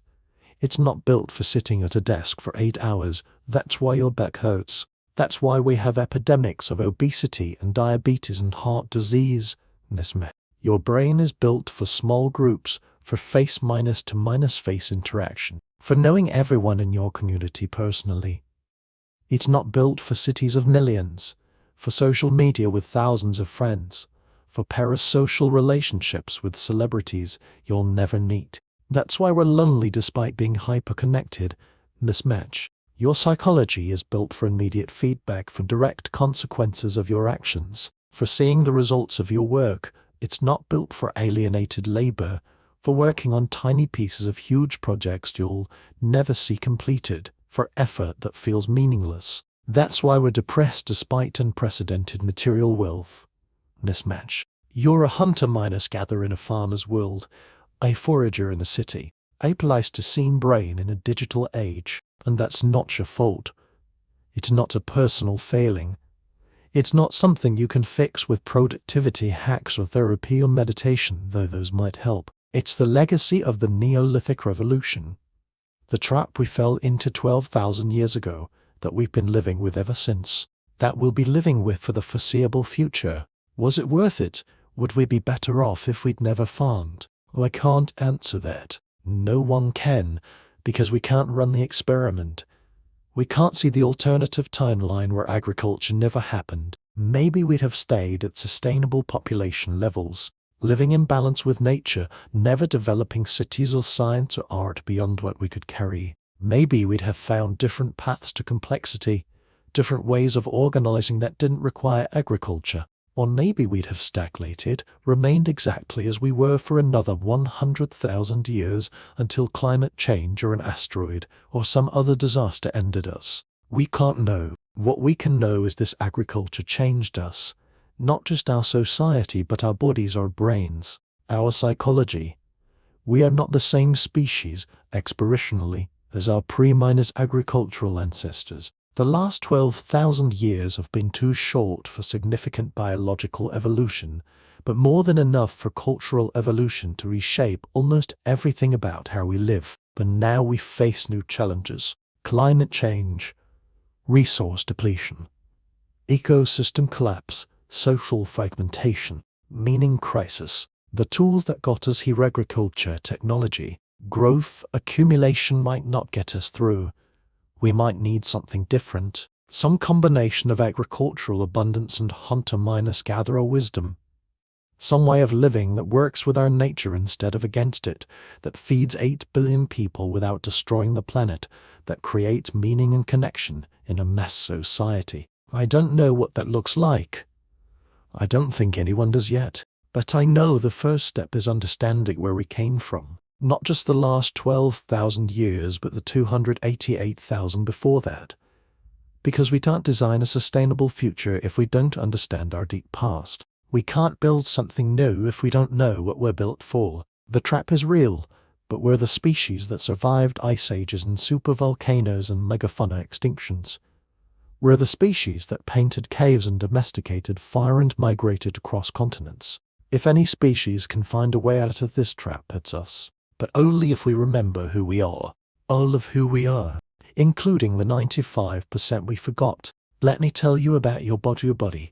Your spine curves in a specific way, an S- curve that's optimized for walking upright while carrying things. Your feet have arches designed for distance, running inefficient walking. Your shoulders are noble, capable of throwing with precision and power at a rate almost unique to humans. Your hands are marvels of dexterity, capable of both power grip and precision grip, perfect for making tools and manipulating objects. This body, your body, was refined over millions of years of evolution. But the final tuning, the version you inhabit right now, was shaped during the Pleistocene, the Ice Age, the time of hunting and gathering, of walking vast distances, of varied movement and seasonal abundance and scarcity. Your body expects to walk 15 kilometers per day. It expects to squat, climb, carry, throw, dig, swim. It expects varied terrain, soft ground, hard ground, slopes, obstacles. It expects sunlight, circadian rhythms aligned with natural day-night cycles. It expects a diet of wild plants, occasional meat, periods of plenty and periods of fasting. What does it get in the modern world? Sitting 8 hours at a desk, maybe a 30-minute workout if you're disciplined. Flat surfaces, artificial light, a screen inches from your face. Processed food available 24/7, thirst each, constant abundance. This is the misma, and it's destroying us. Let's start with the obvious: physical health. Your body wasn't designed to sit. The human body is a movement machine that you're forcing to be stationary for most of its waking hours.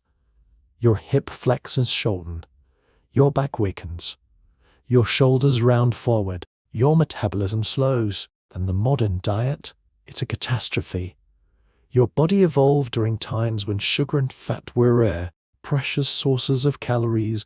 When you found honey or killed a fatty animal, your brain lit up with pleasure because those calories could mean survival. So you're wired to crave sugar and fat intensely. You're wired to eat as much as possible when it's available because you don't know when the next meal is coming. But now, sugar and fat are everywhere, all the time. Your evolutionary drive to binge on rare treats meets unlimited availability. The result: obesity, diabetes, heart disease, metabolic syndrome. Diseases that were virtually unknown to our Paleolithic ancestors are epidemic now. Not because you're weak, not because you lack willpower. Because your body is doing exactly what it evolved to do, seeking calories, conserving energies, in an environment it wasn't designed for. This is the physical mismatch, but it goes deeper. Your brain is a social organ. It evolved in groups of 30, 150 people. Dunbar's number, the cognitive limit of stable relationships you can maintain. You knew everyone personally. You understood social dynamics directly. You would face-to-minus face interaction, physical proximity, touch, eye contact. Your brain is wired for this. It releases oxytocin during social bonding. It uses mirror neurons to create empathy through watching others. It reads facial micro- expressions to understand emotion. It needs physical presence to feel truly connected. But modern life, you might live in a city of millions. You pass thousands of strangers daily. Your community might be online hundreds or thousands of social media connections you've never met in person. And you're lonely, despite all, because of this hyperconnectivity, because your brain doesn't recognize online interaction as real social bonding. It's not convinced by text messages that you have a support network. It needs physical presence, shared meals, mutual aid. It needs the small band, so you feel isolated in crowds. You have 1,000 friends and no one to call in crisis. You're more connected than any human in history and more alone. This is the social mismatch, and it's making us sick. Loneliness has health impacts equivalent to smoking 15 cigarettes a day. It increases risk of depression, anxiety, dementia, heart disease. We are social animals experiencing social starvation in the middle of a crowd. Then there's the meaning mismatch. Your ancestors had direct, visible connections between effort and result. You tracked an animal, you killed it to eat it. Cause and effect were immediate and obvious. Your labor had clear meaning. In the modern world, you might work on a tiny piece of a massive project.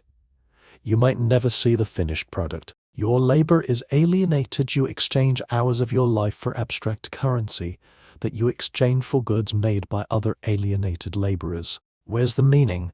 What's the point? Your brain doesn't understand abstract economic value the way it understands I made this, I fed my family. So work feels empty even when you're productive. You're successful by modern standards and existentially adrift. This is why people feel such deep satisfaction from making things with their hands, gardening, woodworking, cooking from scratch. Not because these things are inherently superior, but because they provide the direct feedback loop your brain evolved to expect. You planted seeds, you grew food, you ate it. Your brain understands this. Your brain feels meaning in this. And then there's the status mismatch. In hunter-gatherer societies, status was earned and temporary. The best hunter had prestige, but it didn't translate to permanent power. You couldn't accumulate status. You couldn't pass it to your children. The only way to maintain respect was to keep being generous, keep being skilled, keep contributing. This created relatively flat hierarchies. Yes, some people had more influence, but the difference between highest and lowest status was small. In modern society, the difference between the wealthiest and poorest is incomprehensible. Billionaires exist in the same society as homeless people, and status is hereditary wealth, education, connections pass from parent to child. Your brain understands small status differences, it evolved to navigate them. But massive hereditary inequality, that's novel, and it drives us crazy, because you're wired to care intensely about your position in the status hierarchy. In small groups, being low status meant less access to resources, mates, support. It was existentially threatening, so your brain monitors status constantly, anxiously. In the modern world, you can never win. There's always someone richer, more successful, more attractive, more accomplished. Social media ensures you're constantly exposed to people doing better than you. Your status anxiety designed for small groups with shallow hierarchies is triggered constantly by exposure to vast hierarchies you can't climb. You feel inadequate not because you are, but because your brain is comparing you to the top 0.1% of 8 billion people. Of course you don't measure up. No one can. This is the status mismatch, and it's a major driver of anxiety, depression, and the feeling that you're never enough. Let's talk about the stress mismatch. Your stress response, the fight flight system, evolved for acute physical threats. Predator attacks you. Your body floods with cortisol and adrenaline. You fight or run. The threat passes. Your body returns to baseline. This system is beautiful when it works as designed. It saves your life in genuine emergencies. But in the modern world, threats are chronic and abstract. Job insecurity, mortgage payments, social judgment, existential dread about climate change. These don't trigger a single acute response that resolves. They trigger ongoing, low-level stress that never fully turns off. Your body wasn't designed for this. Chronic stress causes inflammation, weakens your immune system, damages your cardiovascular system, impairs cognition. It's killing you slowly, not because the threats aren't real. They are, but because they're the wrong kind of threat for the stress response you have. You can't fight or flee from student loans. You can't punch climate change. So your body stays in threat mode, constantly prepared for action it can never take, wearing itself out. And then there's the sleep mismatch. Your circadian rhythm, your sleep-wake cycle, is governed by light. For 300 years, humans experienced natural light during the day and darkness at night. Your brain produces melatonin in response to darkness, preparing you for sleep. But now, artificial light everywhere. Screens emitting blue light that mimics midday sun. You can be awake at 2 a.m. in a brightly lit room, confusing every signal your brain uses to regulate sleep. So you're chronically sleep-deprived, which impairs cognition, mood, immune function, metabolic health, which makes everything else worse. The movement mismatch, the diet mismatch, the social mismatch, the meaning mismatch, the status mismatch, the stress mismatch, the sleep mismatch. They compound. They interact. Each makes the others worse. And here's the cruelest part. This is not your fault. You haven't failed at being modern. Modern life has failed at being human. You are not broken. The system is broken. You are a Paleolithic organism trying to survive in a Holocene environment, using Anthropocene technology. The surprise isn't that you're struggling. The surprise is that you're managing as well as you are. Let me give you a practical example. Let's talk about anxiety. Anxiety in the Paleolithic: you are walking through unfamiliar territory. You hear a rustling in the bushes. Your anxiety spikes. Your senses sharpen. You scan for threats. You prepare to run or fight. The rustling was just wind, or it was a harmless animal, or it was a predator and you successfully escaped. Either way, the threat passes. Your anxiety drops. You relax. This is adaptive anxiety. It keeps you alive. Anxiety in the modern world are in a meeting. You need to present.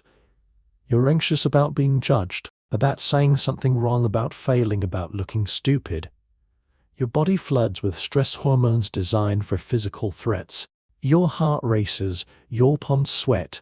Your mind goes blank. But you can't fight. You can't flee. You have to sit there and endure. The meeting ends. But now you're anxious about an email you need to send. Then, about your performance review. Then about political news.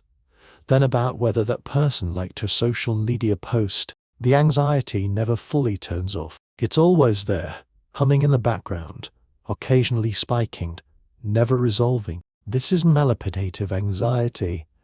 It's the same system that evolved to protect you from leopards, now triggered by threats that don't respond to fight or flight. And you blame yourself. You think you're too anxious, too sensitive, too weak. You try to fix yourself. Therapy, meditation, medication. These can help, but they're treating symptoms, not causes. The cause is the mismatch. You're using Pleistocene hardware to run Anthropocene software, and it's glitching. Here's what I want you to understand when you feel anxious about your job, your status, your future. That's not a bug. That's a feature. Your ancestors who weren't anxious about their position in the group, who didn't worry about having enough food for winter, who weren't concerned about what others thought of them, they didn't survive. You descend from the anxious ones, the worriers, the scanners for threat, the ones who couldn't relax. In their world, that vigilance kept them alive. In your world, it makes you miserable, not because you're doing it wrong, because the world is wrong for what you are.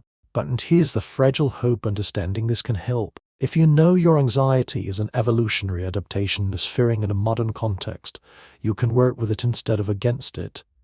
You can give your body what it evolved to expect: movement, nature, face face connection, meaningful work. You can't eliminate the mismatch. You can't return to the Pleistocene. but you can reduce it. Small interventions that align your life with your evolutionary needs. Work, move, spend time in nature. Limit screen time, especially before bed. Eat whole foods. Fast occasionally. Build real community. Make things with your hands. Help others. Touch and be touched. See the sun. Experience darkness. Move your body in varied ways. None of this is revolutionary. It's deeply, profoundly conservative in the truest sense. It's conserving what worked for 95% of human existence. And it works, not perfectly, not completely, but measurably, meaningfully better than ignoring your nature and trying to force yourself to be something you're not. You are not a machine that needs reprogramming. You are an organism that needs its environment to match its adaptations. The modern world won't provide that automatically. It's built for productivity, for consumption, for economic growth, not for human flourishing. So you have to create it deliberately. You have to become, in some small way, a hunter-gatherer in a civilized world, not literally, not completely, but enough to give your Paleolithic body and brain what they need to function. This is not lifestyle advice. This is species-level diagnosis. We are all 8 billion of us, living with the mismatch. Some feel it more acutely than others, but we're all affected. And until we restructure society to account for our deep nature, to align civilization with evolutionary needs, we'll keep suffering these mismatches. But we can start, individually, communally, by recognizing what we are: not rational economic agents, not blank slates to be programmed, not machines to be optimized, but evolved organisms with specific needs shaped over hundreds of thousands of years. By honoring that, by designing lives, and eventually societies that work with our nature instead of against it. We can't go back.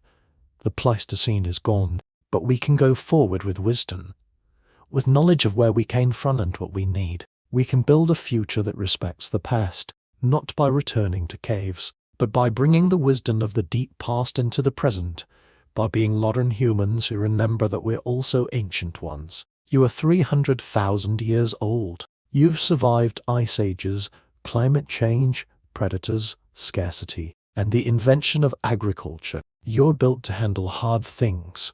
You're built to adapt. You're built to connect and create and persist. But you're not built for this, for cities of millions and constant connectivity and artificial everything. So give yourself grace. You're doing your best with a mismatch you didn't create, and work toward alignment. Small steps, daily choices, toward a life that fits who you actually are, not who you're supposed to be, who you actually are. A 300,000 year old hunter gatherer, doing your best in a very new world. So where does that leave us? 8 billion humans, living in cities, dependent on agriculture, technology, complex global systems, facing climate change, resource depletion, ecosystem collapse, suffering mismatches between our evolved nature and our constructed environment. Lonely, stressed, sick, but also capable, creative, resilient, carrying the same adaptability that got us through ice ages and supervolcanoes, possessing knowledge our ancestors couldn't have imagined, connected globally in ways that, while imperfect, could enable unprecedented coordination. We stand at a threshold. The question isn't whether we can go back. We can't. The question is whether we can go forward with wisdom, whether we can take the lessons of the deep past and apply them to an uncertain future. I think we can. But it requires remembering, actually remembering, not just knowing intellectually what humans are capable of when we operate at our best. Let me show you what we have to work with. Adaptability. This is our superpower. We're not the fastest species, not the strongest. We don't have the best vision, hearing, or sense of smell. We can't fly. We can't fly. We can't breathe underwater. We don't have venom or claws or protective armor, but we can live anywhere. Arctic tundra to tropical rainforest, high mountains to below sea level. We've adapted to deserts, islands, steppes, wetlands. We've survived in every climate zone on Earth. How? Not through biological adaptation that's too slow, through cultural adaptation, through learning, innovation, teaching, through the ability to look at a new environment and figure out what can we eat here, what will kill us, how do we stay warm, cool, how do we find water. This capacity isn't gone. It's the same capacity that invented the internet, sent rovers to Mars, decoded the genome, created art and music and literature across every culture. We adapt. It's what we do. It's what we've always done. Climate change is terrifying because it's changing our environment faster than we've experienced in recorded history. But in the deep past, our ancestors faced climate swings just as dramatic. The Younger Dryas 12,900 years ago saw temperatures dropped 10 degrees Celsius in a decade. And humans survived. I'm not saying climate change isn't serious, it is catastrophically serious. But I'm saying if any species can adapt to rapid environmental change, it's us. We've done it before. We have the capacity to do it again, if we choose to. Cooperation. Humans conquered Earth not through individual strength, but through collective action. We hunt in groups. We share food. We teach our young. We help the sick and injured.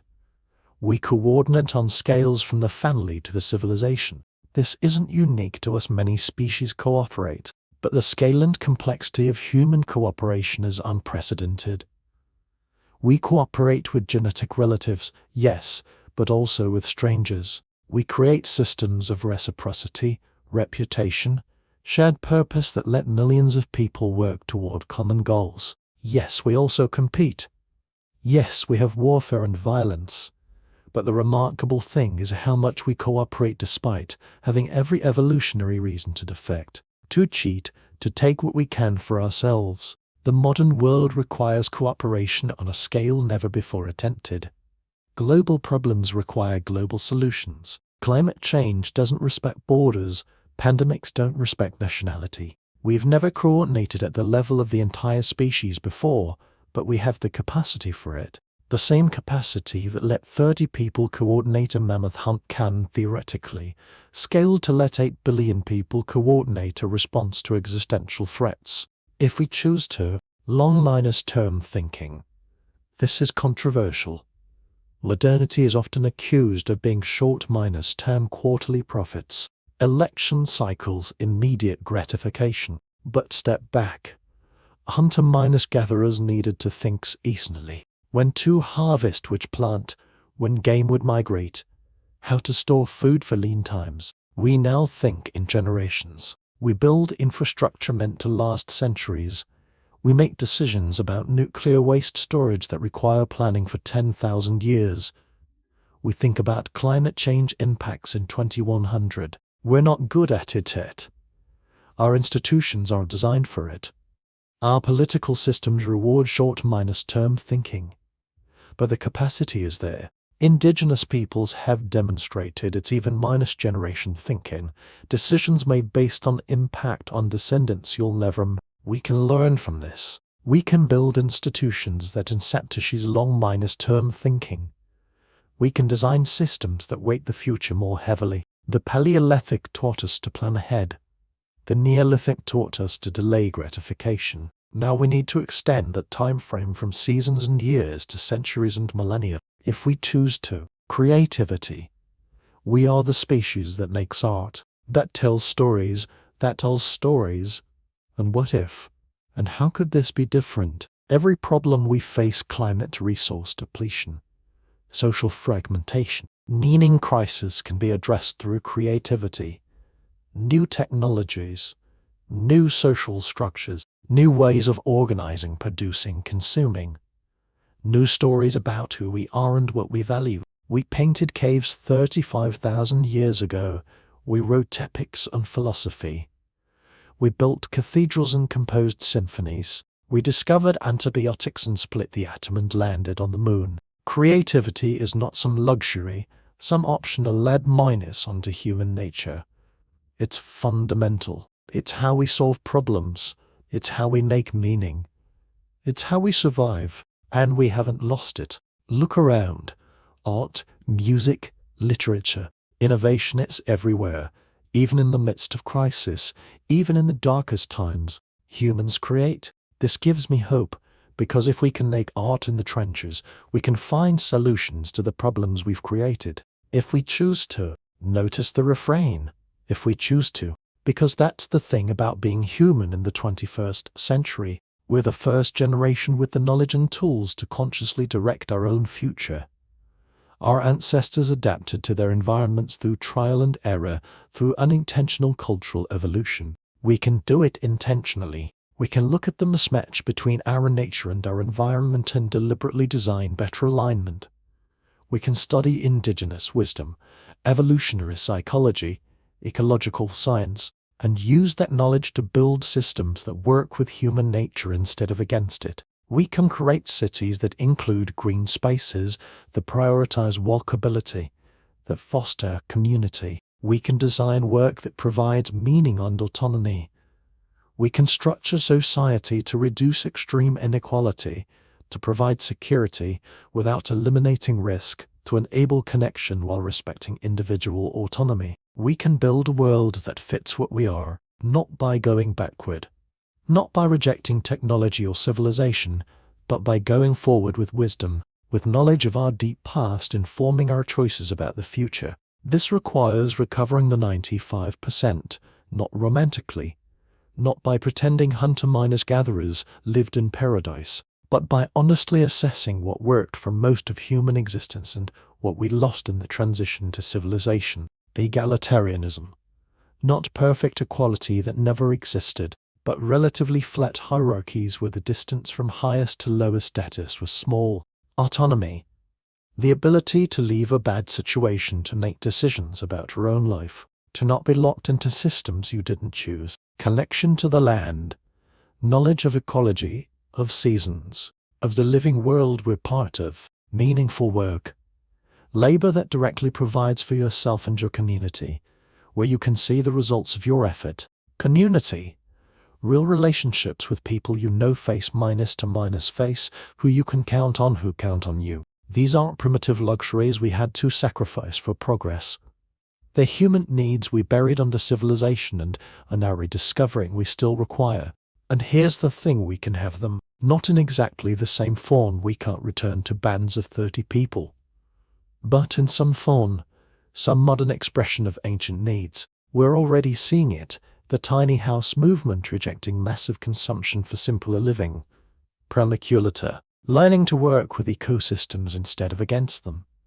Local food movements reconnecting to where food comes from. Creating intentional communities that provide connection without sacrificing privacy. These aren't mass solutions yet, but they're experiments, attempts to align modern life with human nature. Some will fail, some will succeed, and the ones that succeed can scale. Indigenous peoples who maintain their traditions have much to teach us, not because they're noble savages that's condescending nonsense, but because they've maintained continuous cultural transmission, knowledge about sustainable living that we lost. 7-generation thinking.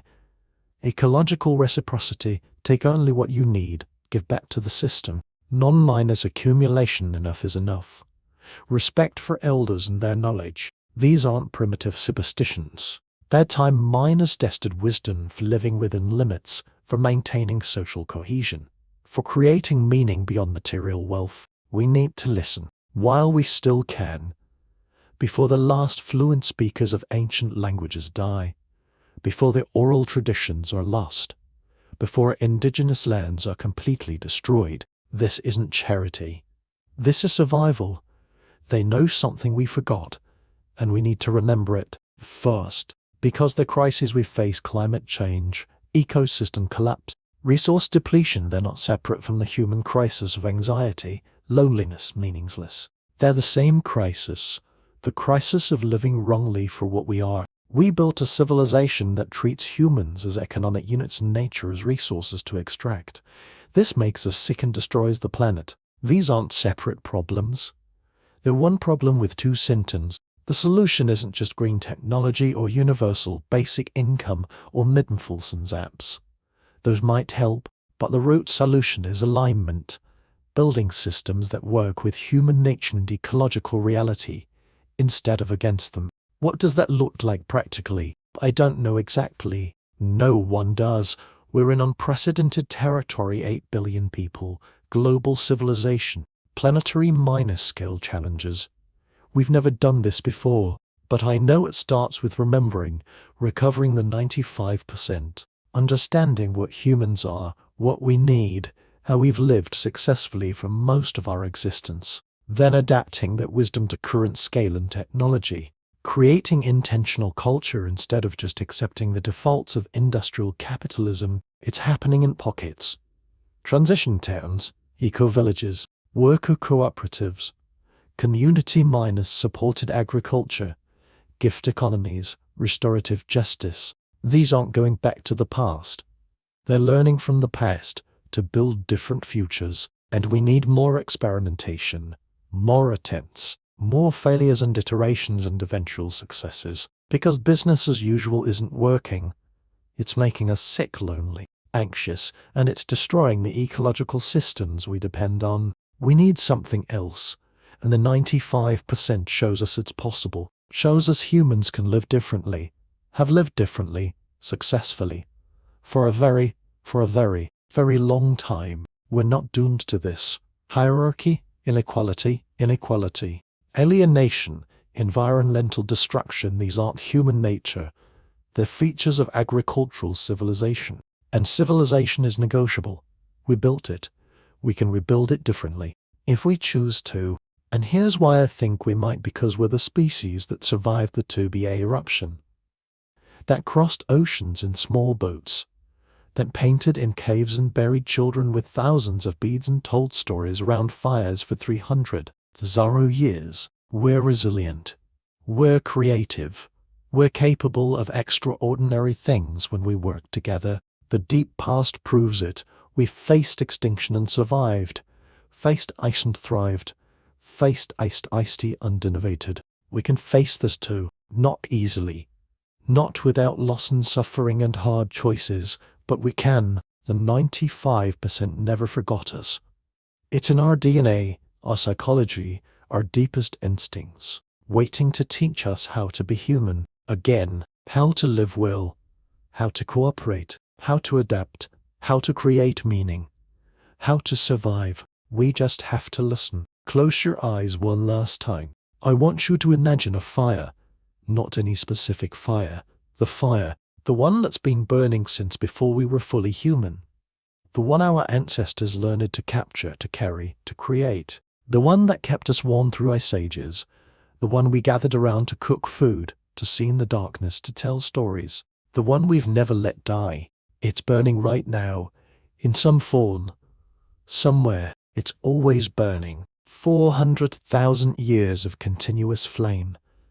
Not literally the same fire, of course, but an unbroken tradition. Parent teaching child, teaching grandchild, how to make it, how to feed it, how to respect it. You're sitting beside that fire now, in your imagination. Feel the heat on your face, smell the smoke, hear the crackle, and around this fire sit all your ancestors, all of them bearing back past your grandparents, your great miners' grandparents, past the invention of surnames and nations and cities, back past the first farmers, the first people to plant seeds and claim land, back past the cave painters, the Ice Age survivors, the ones who left Africa, back past the cognitive revolution, the first people to make art and bury their dead with flowers, back past anatomically modern humans to the edge of becoming. They're all here, 15,000 generations, an unbroken chain of parent and child leading directly to you. None of them famous, most of their names lost to time, but every single one of them survived long enough to reproduce. Every single one of them faced their own apocalypse, famine, disease, climate change, violence, and survived it. Every single one of them solved problems, made choices, adapted, persisted, and they led to you. You are the answer to their survival. You are what they were fighting for. Even though they never knew you would exist, you are the future they couldn't imagine but somehow created.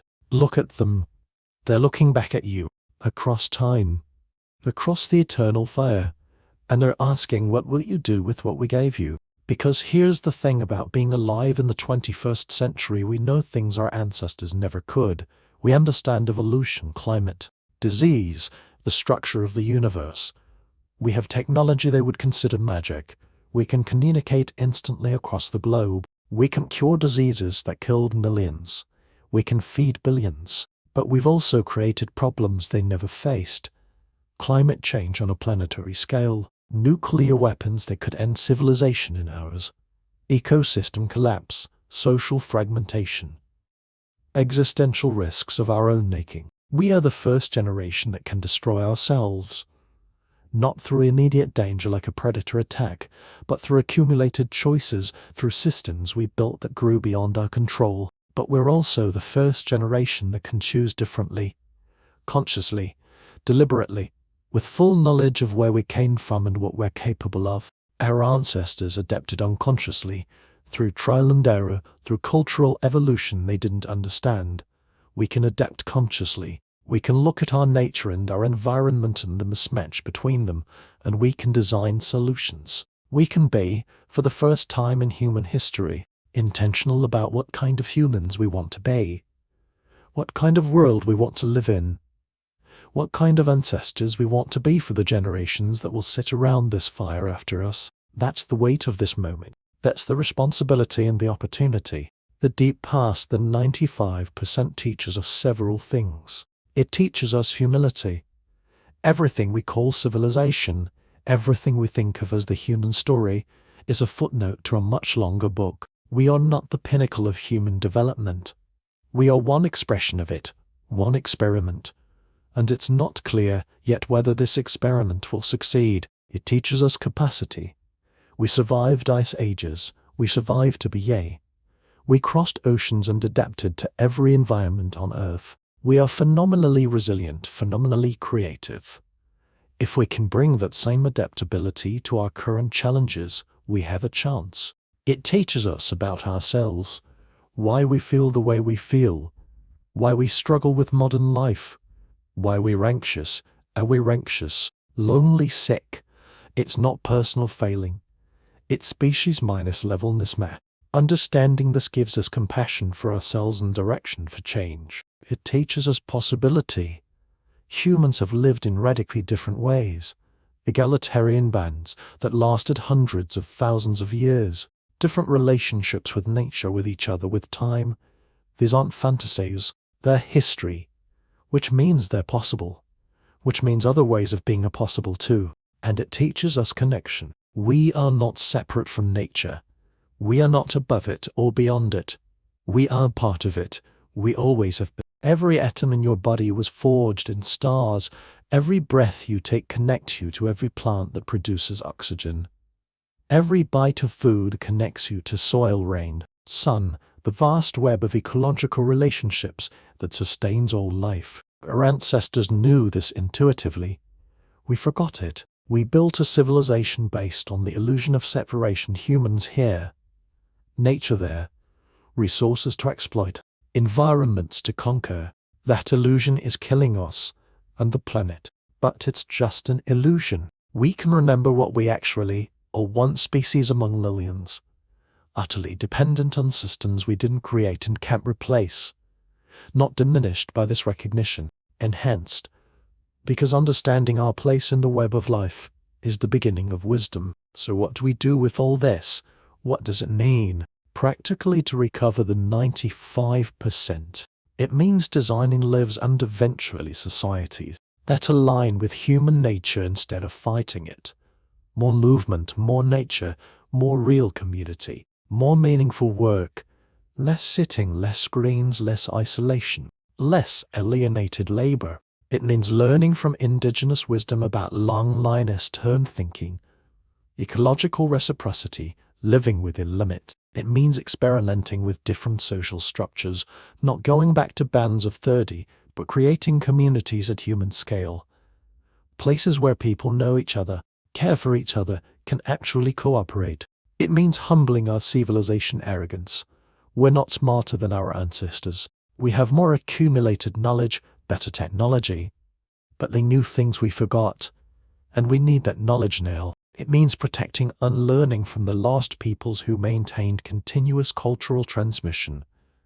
Before their languages die, before their ecological knowledge is lost, before we burn the last of the oral library, it means taking the best of both worlds, the cooperation and egalitarianism and sustainability of the deep past, the knowledge and technology and global consciousness of the present, and synthesizing something new, something that works, a future that honors the past, that respects what we are 300, Zorro minus year minus old hunter minus gatherers with smartphones, that designs for that reality instead of pretending we can transcend it.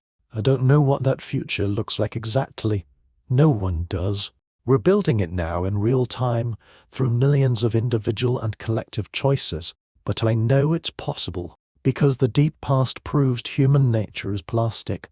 We've lived successfully in radically different ways.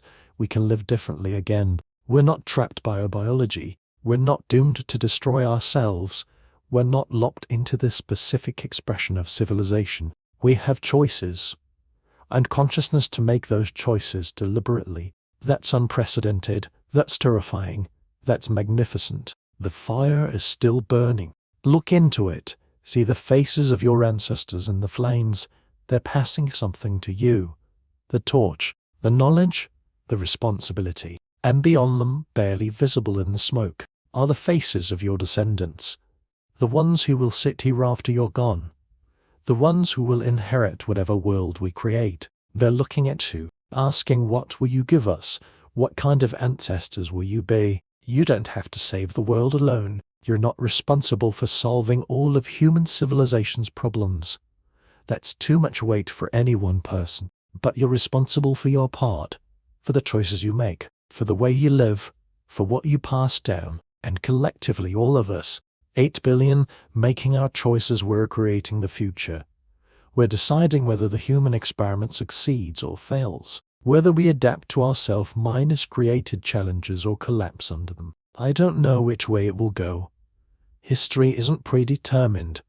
The future is genuinely open. But I know this: we carry in us the resilience of Ice Age survivors, the creativity of painters, the adaptability of people who crossed oceans and settled continents, the cooperation of hunters who brought down mammoths, the wisdom of elders who maintained knowledge for hundreds of generations. All of that is in you, in your DNA, your psychology, your deepest instincts. You are the latest expression of an unbroken chain stretching back 300,000 years. Every challenge you face, your ancestors faced worse. Every problem you solve with tools they created. Language, fire, stories, cooperation. You are not alone. You have never been alone. You carry them with you. All of them. The 95%. And what you do matters, what you choose matters. Not just for you, but for everyone who comes after. For the children who will sit around this fire in 50 years, or 500, or 5,000, if we give them that chance. So tend the fire, keep it burning, pass it down, not the literal fire, the metaphorical one, the fire of knowledge, of wisdom, of what it means to be human, the fire of cooperation and creativity and resilience, the fire that's been burning since we first learned to make it, the fire that connects us to everyone who came before and everyone who will come after. The eternal fire. It's in your hands now. Don't let it go out. The story continues. We are still becoming. And the 95% we forgot,